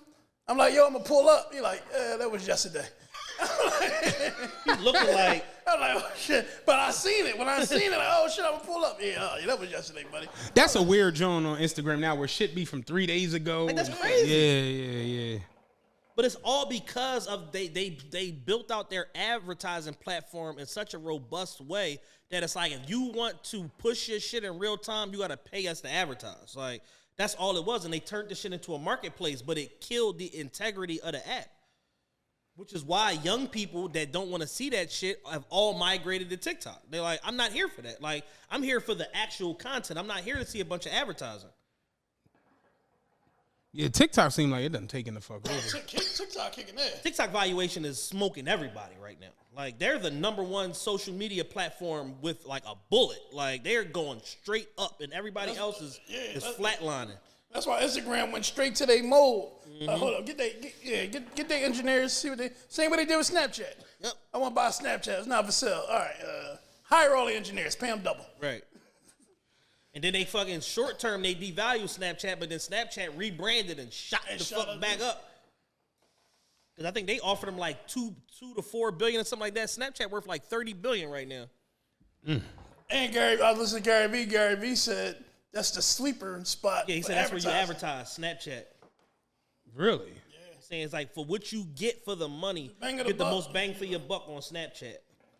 I honestly didn't even know Snapchat was still going. No, Snapchat popping. My girl on Snapchat all the time. I haven't been on Snapchat in a couple years. At least 4 years for me. Yeah. I can't remember. It might be, about that. I can't remember the last time I was making snaps. Because remember, that shit didn't exist on Instagram. Like that story aspect, Fuck no. And another thing I tell motherfuckers all the time, word of mouth still works. Yeah. People like, oh no, such and such told me you the bull to get for the hookahs. Somebody that doesn't have an Instagram. That referred somebody to me. So I'm going to cry about Instagram, and I got people that's coming to me on word of mouth. Yeah, Instagram can't be your business plan. Yeah. It can't be like our marketing department, Instagram. Yeah. Like, you write your business plan out, marketing department, the gram. Like, the gram. If that's it, like, you're cooked. You know what I'm saying? Like, you have to set aside real dollars, fucking potentially work with, like, a marketing specialist, somebody like me that know where the fuck to allot the money and where to put the money to and all of that old shit. I was doing social me, it was a time where only me and Nine Nickels was the only niggas consistently running social media advertising. The only ones. I would run them for all my clubs, for Vango, for fucking Aura, Vanity, like, and I was doing the shit for Onyx. And it's like, Nah was so sharp with that shit. Nah did a party in Dallas that he never even went to. Powered the whole party with social media advertising, sold the bitch out, and made like $70,000 from Philly. And he just had to go collect his money. Damn. Like, that's how much you can automate shit, like, you know, through the internet. If you know the proper protocols and how to set this up and, you know, you really be on top of it. Most motherfuckers just, all right, here go $150. I'm going to spend this over a week and this going to change my business. No, it's not. Right. Like, you need to be spending fucking $500 a day sometimes. Right. You know what I'm saying? When you really got a product on the other end, because it's an algorithm. And it's like Instagram advertising tells you that on average, you get back a 3x return on whatever dollar figure you spend. So if you spend $1,500 on average, $500 on average, you should be bringing back $1,500 in actual revenue. Like, that's the algorithm. But the higher the budget, the more cracks you get at it. And then now you can push it to 5, 7x. I've seen 20x's before. You know what I'm saying? We would run fucking marketing budgets for parties and shit. And what me and Na would do, we started working together on the shit, and we would have it to where it's like, all right, we only gonna start running that. We're gonna do straight organic social media promo. Say we book something a month out. Say we book G Herbo. March 1st, the event, March 31st. So we got a month or whatever. We're gonna throw the shit on the gram, announce, boom. So we announce, boom. Then we're gonna come with the flyers or whatever from that. Boom. So we're gonna do 2-3 weeks of organic promo, and then the 2 weeks before, we're gonna run a certain budget, and then the week of, we're gonna run 4 days, and then 2 days, the 2 days prior, the 48-hour period prior, we might run advertising that total the whole thing that we ran the 11 prior days. We'll run that in 2 days. Because that's when you get people's most attention is, oh, this is happening. Like, this right here in my face, this is happening. So then you boost the budget. Like, there's all types of fucking, strategy and stuff like that goes into that. But what most people do is $150, automatic, or, audience that look like mine, and then just run it and be like, damn, why I ain't getting no hits on these ads? Because you're not working with the platform. Right. Facebook gives free tutorials. You could call a Facebook specialist whenever. Or you can schedule a call, get on the fucking computer. They walk you through the whole platform. Oh, do this, click this off, change this. You need to have your presets like this. If you're a regional business and you need to select territory that corresponds to that and put your demographics in and blah, blah, blah. That's the only way that it's going to work. Specific, targeted marketing. Yeah, me and Chad had a sneaker streetwear brand. I'm Branded Life, and this is before the Instagram ads. Yeah. We paid influencers daily to throw us up. Nobody from Philly was buying our shit. Los Angeles, Hawaii, South Africa. Those are our biggest markets. The little bullshit T-shirts. Yeah. Like, it wasn't nothing. Like, me and Dan would sit and do the designs together. Flip this. What Jay-Z just put the Magna Carta Holy Grail changes to UNDS. Like, we just was doing like little shit like that, sneaker culture shit. And we paying motherfuckers $4 for 15 posts and shit like that. And that shit was really working. Very interesting. Yeah. That's a good joint we could dive down. Yeah, we need some influencer marketing for this shit. That's what we need. We need Kyle. That's what we need. Yeah. We need Kylie to put this shit up. Who can get better? You know what? The best bang for your buck on the internet right now, if you could get them to agree to do it, Jada or Ari. Yeah. Their engagement is so stupid them girls that's following them engage with every fucking thing they post, man. Man, how they want that much money? You get their engagements. Yeah, million people. Through the roof, yo. Through the fucking roof. 1.7 people clicked on it. 500,000 shares. Yeah, million saves. Right. It's unreal. It's unreal. They out, man. They analytics. That's something we have to look into. So imagine one of them posting like a reel of us. And the engagement plus just the reels and the explore element of it, picking it up at the same time. What Mona said, what you call her, threw her up. She had 100,000 when she woke up. Yeah. 100,000 followers. Yeah. Yeah, definitely. fucking Ari. Yeah, shit is real. The can I do my y'all weird? Absolutely. Or at least bring it up. I know you're gonna go off. Mystical, man. Oh, man. Yo, like The man right here. The man right here. man right here. Yo, I can completely understand why his name is Mystical. Yes. Cause you's a mysterious, mystical ass nigga. To find yourself Let me get it. in 3 different grape cases over a period of approximately 10 or 12 years is peculiar, if not outright like straight criminal.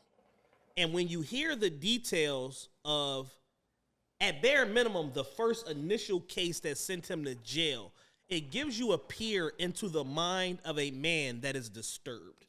Because somebody, an assistant, stealing money from you, and your thought process is, the gang gonna fuck this bitch in the ass and I'ma tape it, is crazy. Like, how did your mind go to, yeah, I'm gonna hold the bitch at gunpoint while bro fuck her in the ass on camera. We're gonna ass fuck this bitch because she financially fucked me. And it's like, Did she say like 80 grand or something? yeah, it's like, have you ever heard of court? Yeah. There's this new thing called litigation that exists where it's like, where somebody financially wrongs you, you like press charges and then you civilly pursue them. I don't know if you're familiar with this. I got a lot of lawyer friends I can introduce you to. Yeah, we could get some. Are there no lawyers in the state of Louisiana we that could get could some take, paperwork filed, bro. Like, like, that's some sick shit to where it's like, wait, you did what, nigga? Oh yeah, lock this nigga up. So to see you in another situation that you had got, I don't know what happened to it, but he had another joint when he came home, probably like a year after he came home, he got jammed up on a grape case.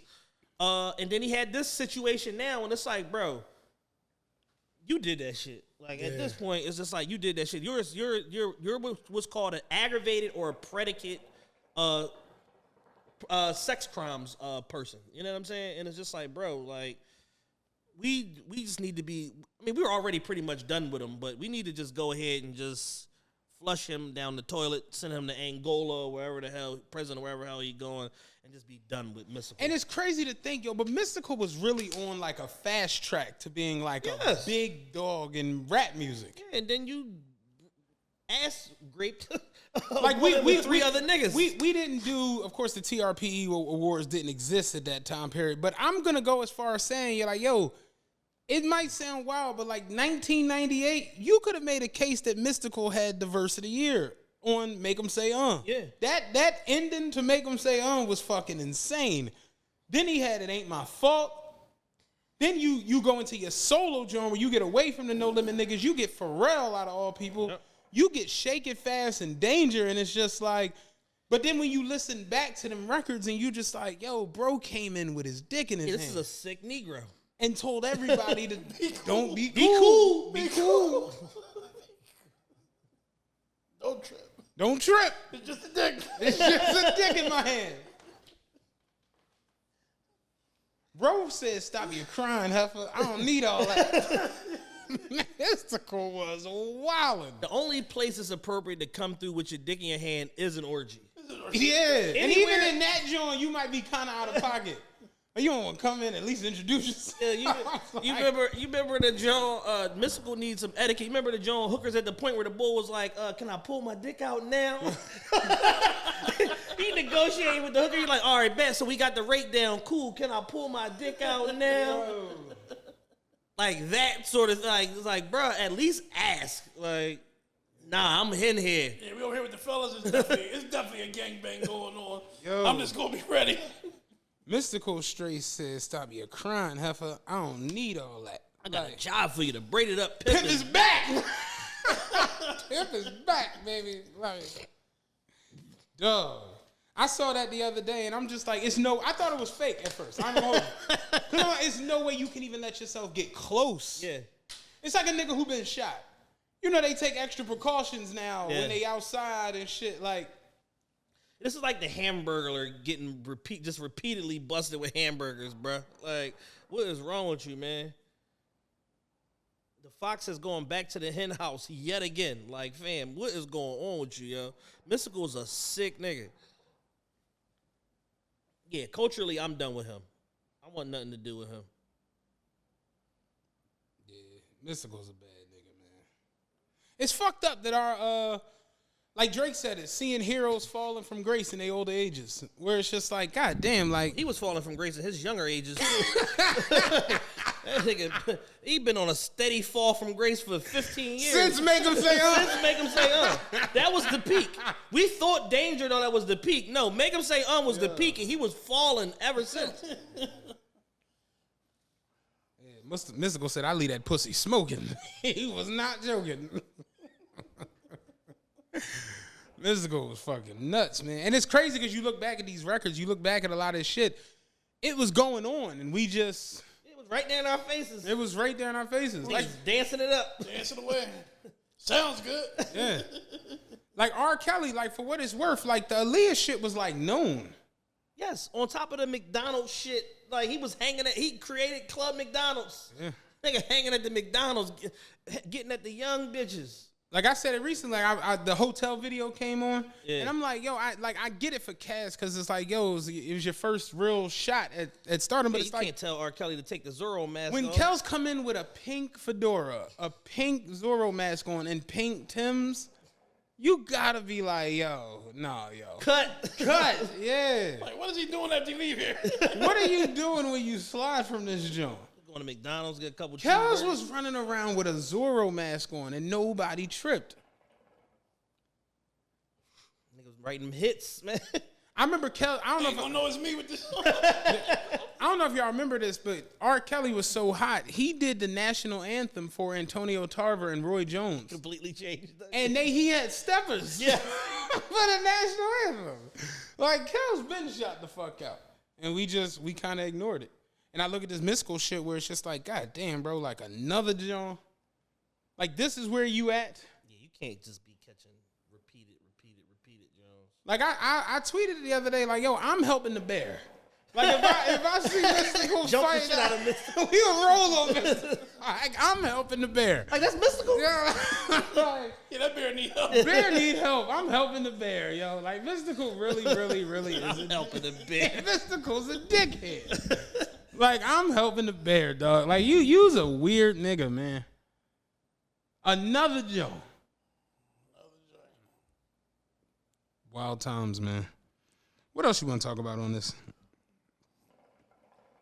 Hold on a second. I gotta Shit, here I go like Mystical.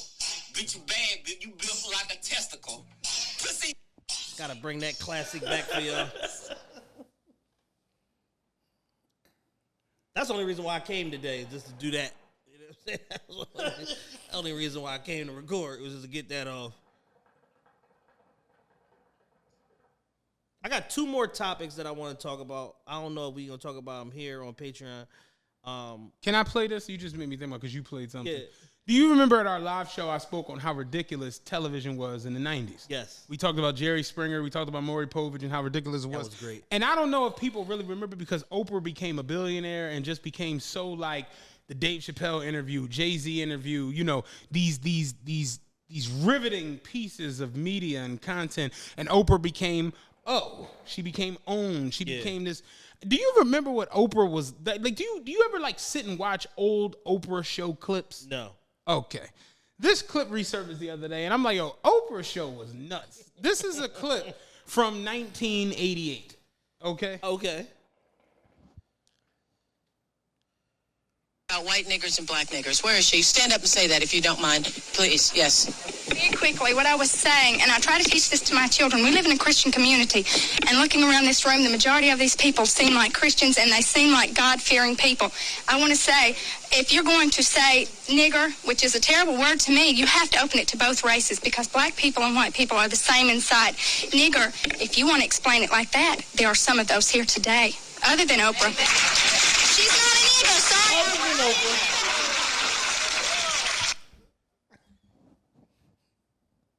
What?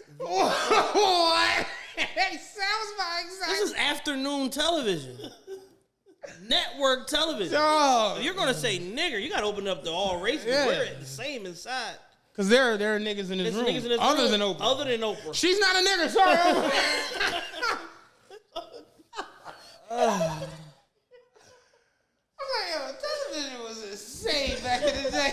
People think I be making this Oh, shit my up. man before Maury and all that. Donahue? Richard Bay. Oh, yeah. Richard Bay was nuts. Fucking Richard Bay, fucking Sally Jesse Raphael, Geraldo, Jenny Jones, Ricky Lake. Ricky Lake. No, them shows used to be insane, dog. Ricky Lake was my shit. I used to watch Ricky Lake every day. I said, yo, Jerry Springer, I've said him when we did the live show, but Jerry Springer used to have the Klan on daytime television. They used to come right out making salutes and shit, remember? White power, hello, Jerry. Imagine Maury trying to do the job. Dog. Is it a woman or is it the other? Dog, I said that shit is show. You can't do that shit no more. You can't do none of that shit no more. None of that shit. It's fucked up. You just can't really have, like, freedom to just do these things and express. Nah, that shit is over. But I saw that clip the other day, and I was like, what the fuck was this? And Oprah just running around the room, giving them the mic, because they gonna eat this shit the fuck up. There's some niggas in there. Yo. Other than Oprah. Other than Oprah. Oprah ain't the only nigga in here now. Y'all playing a lot of games. Yo, what other two things you were talking about? I want to talk about this Deshaun Watson situation. Uh-oh. Deshaun Watson, quarterback of the Cleveland Browns, $230 million guaranteed, fully guaranteed contract, $45 million signing bonus. He has a $1 million salary on the books, game check salary on the books for this season. He was issued a 6-game suspension. I'm interested to see where you go with this. Yeah, he was issued a 6-game suspension by an independent third-party arbiter, a federal judge. Keep in mind, a federal judge issued him a 6-game suspension based on the circumstances and the information that was given to her to review that led to this ultimate suspension. In her decision, she said that his case was far more egregious than others that she had, reviewed in the past, but based on the historical context of other similar cases, she felt the 6-game suspension was appropriate. So now, for the last 24 hours straight on ESPN, I haven't watched Fox Sports, so I don't know if they are talking about it too. I'm sure they are. But for the last 24 hours straight, they have had pundit after pundit, ex-athlete after ex-athlete, journalist after journalist come up and talk about this case, this independent analysis by this arbiter, and her ultimate decision to suspend him for 6 games. What they haven't had is any form of legal professional. No. A former judge, an attorney, a court reporter, like a legal services type reporter. Here to give us his thoughts on the Deshaun Watson case and federal situation is Brian Urlacher. Yeah, that's what sports news is now. Person after person after person after person. And what no one is taking the time to acknowledge is a few things. Number one, anyone can sue anyone for anything. I haven't heard anybody out of the 39 people they trotted up on ESPN's various shows the last 24 hours state that point. They also have failed to mention, like they've completely jumped over the point about this went to a grand jury. A grand jury is a private, sequestered jury that only hears evidence as it relates to the case. Both the prosecution and the defense give discovery. They get discovery. This evidence is reviewed and line by line, they go over this evidence for the grand jury. Out of 24 cases, they declined to prosecute criminally on 24 cases. All 24, they said none of this meets the threshold of criminal activity. You being uncomfortable or not liking what someone requested you do does not meet the terms of SA or grape or any form of criminal negligence. Right. And from what we know about the legal system, the burden of proof in criminal court is higher than that in civil court. It's beyond a reasonable doubt in criminal court, and it's like based on the preponderance of evidence in civil court. So, to that point, y'all have had no legal experts come up here. Y'all just had ex-athlete after ex-athlete, journalist after journalist come up here and talk about how they feel, how this made them feel, how this looks. Nobody's not talking about the legality of this and the fact that there is no criminal proceeding. It's done. It's over with. There is no criminal proceeding, and no one's acknowledging the fact that They agreed to it. they agreed to the settlements, but that's on the civil side. But they're not acknowledging the fact that it's more damning that 24 accusations didn't meet the threshold for criminal prosecution from a grand jury than it is that he's being sued by 24 women. Right. It's worse that all 24 of y'all got meatball cases that they said, get this shit out of here, versus y'all 24 accusing him of doing something. I want to say, if not all 24, a lot of them are represented by the same Tony Busby, Yeah. who is a neighbor to the owner of the Houston Texans. He is his friend. Anyone, back to my original point, anyone can sue anyone for anything. And if even one of these cases breached the grand jury and they said, you got to face criminal charges on this, do whatever y'all want to do. But if he go 24-0 against criminal accusers, and then y'all say, well, it just looks bad, and wait a minute. Right. We're moving the goalposts. What happened to guilty until proven innocent? That shit don't count when it's a black man. Innocent until proven guilty. Innocent until proven guilty, I'm sorry. But that doesn't matter when you a black man. And it's just like he went through the whole court process and lost a full season of football because of it. Right. But now, because of this actual suspension being levied, y'all telling me that him missing a whole season of football don't even count because technically it wasn't a suspension. He sat out. He sat out at the behest of the team that's orchestrating this fuck shit going to court. Right. It's a clear conspiracy. And this is why I wish Colin Kaepernick didn't take the hush money and went through with his collusion case against the NFL so that we wouldn't have these situations where people find it so hard to believe about the type of dirty backdoor politics that teams do in order to keep players in check. This shit is crazy. I met Julius Jones years ago when he was the running back for the Cowboys, and he was a fantastic running back for us for like 3 or 4 years coming out of college, coming out of Notre Dame, and he ended up being the Cowboys' starting running back as a rookie player, whatever the case may be. And I was just like, I'm a Cowboys fan, blah, blah, blah, how things going, because I met him because he was renting a car for me at Enterprise. His wife is from the Philly area. He married this Italian chick or whatever, bad as fuck. He married this Italian chick. And he was basically saying, like, yeah, the NFL is like a dirty game. Like, they play politics like real, real crazy. I'm like, what you mean? He's like, I had a situation with the Cowboys where, they tried to re-sign me early. Based off of my second year of production, I had like 1,400 yards and 8 or 10 touchdowns, whatever. That was when it had the brother. Yeah, exactly. That played corner. I think his brother, safety.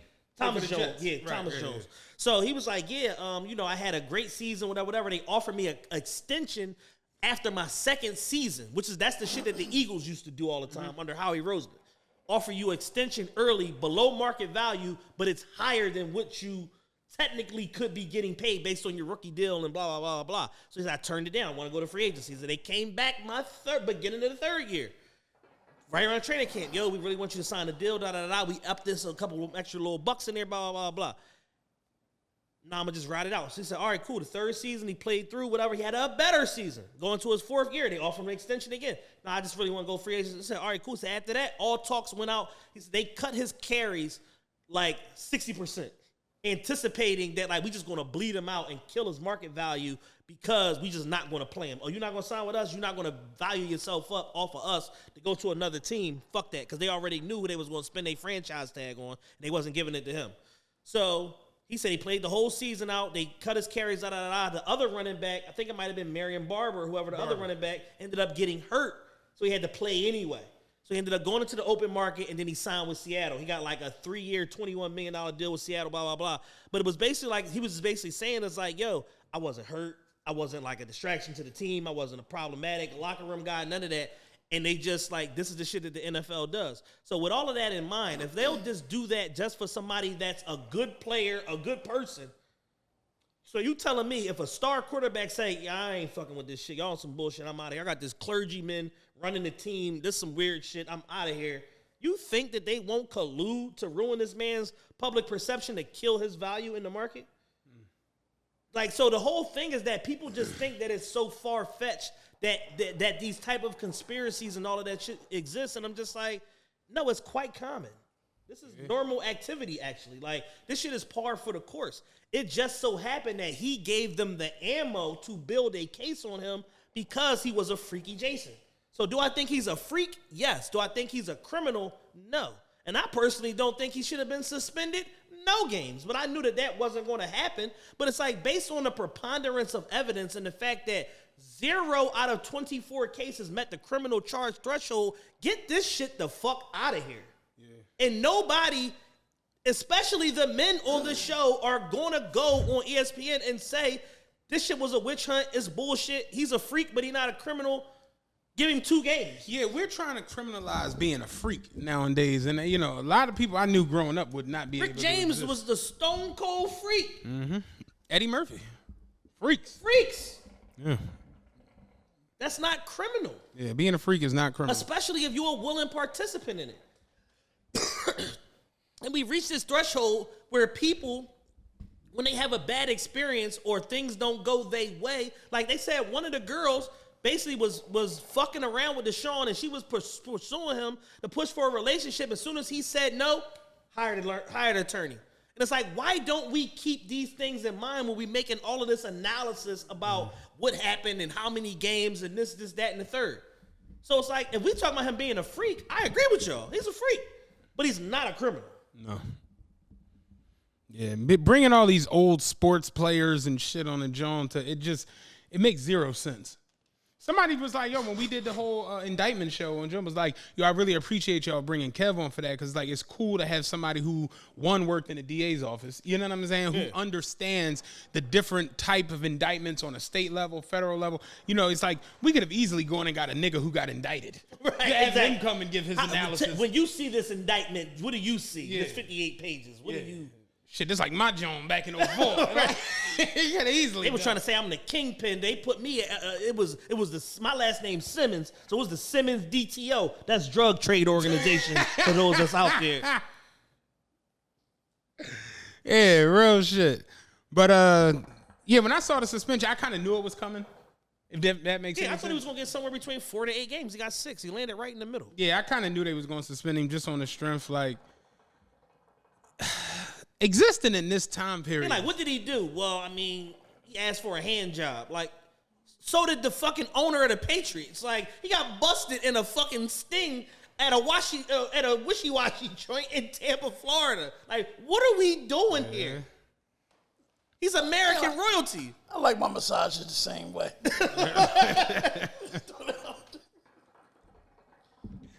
Nah, that's real shit. I kind of knew that the suspension was coming. I kind of told myself already, like, I know Deshaun going to get hit with at least 4 games. Just is what it is. It's fucked up, but it's like, hey, the money guaranteed. You know what I mean? Yeah, and they structured the deal in a way where couldn't lose no bread. Yeah. And now there's this whole thing around if the NFL is going to appeal. I think the NFLPA should appeal. Because if I didn't do nothing, what am I getting punished for? Right.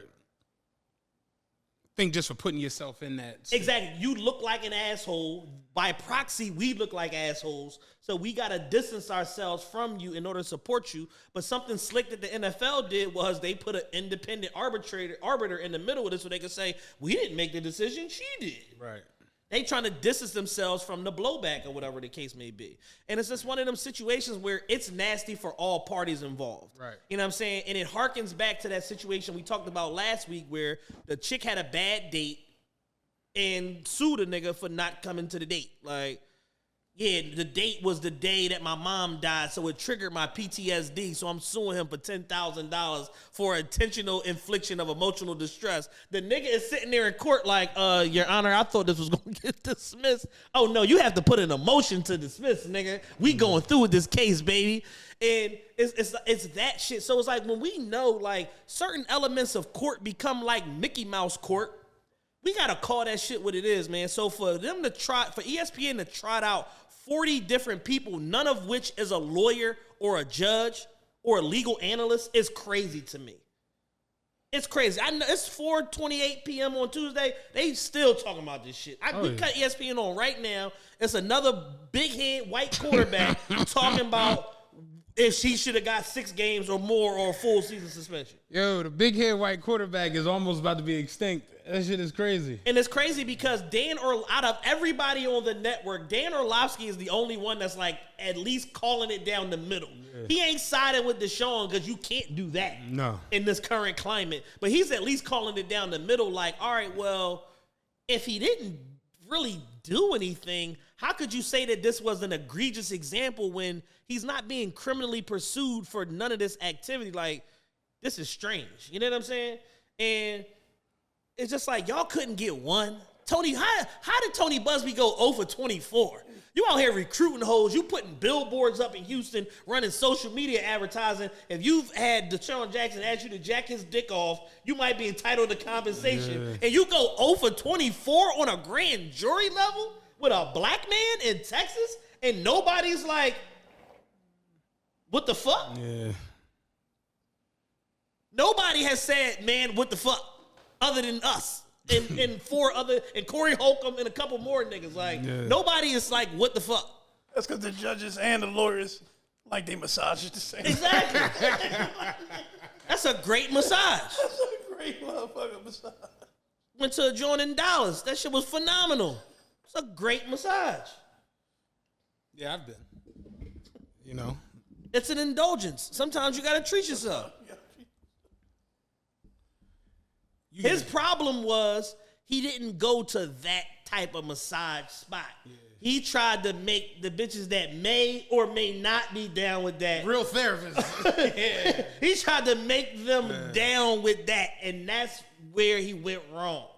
All these real massages. I remember my homie was going to the massages Jones. I seen him. He had to change the clothes. He professional. Professional. That nigga was ridiculous. Said, "No, I'm gonna put a new outfit on when I leave about it." They gonna wash the nigga up. I ain't wash the nigga up. I out here wash the nigga up. I ain't put this shit back on. Hey, that's funny as all hell. Yeah, I got nothing else for this episode. TRPE.com, official TRPE.com, patreon.com/official TRPE. Big facts. There's still some tickets. You know, got a show maybe.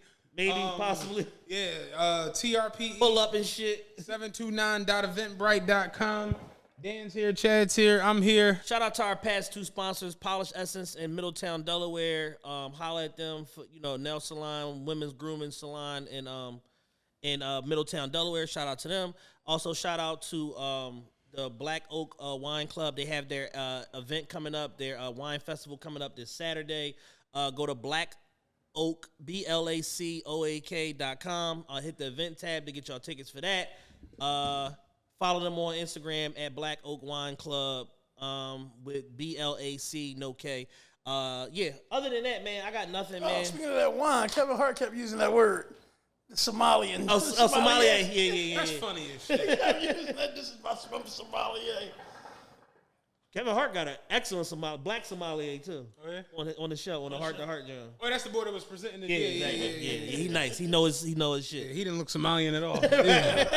He looked black American. Yeah, He looked quite shit. American. But I'm out. We got nothing else. Peace. Peace.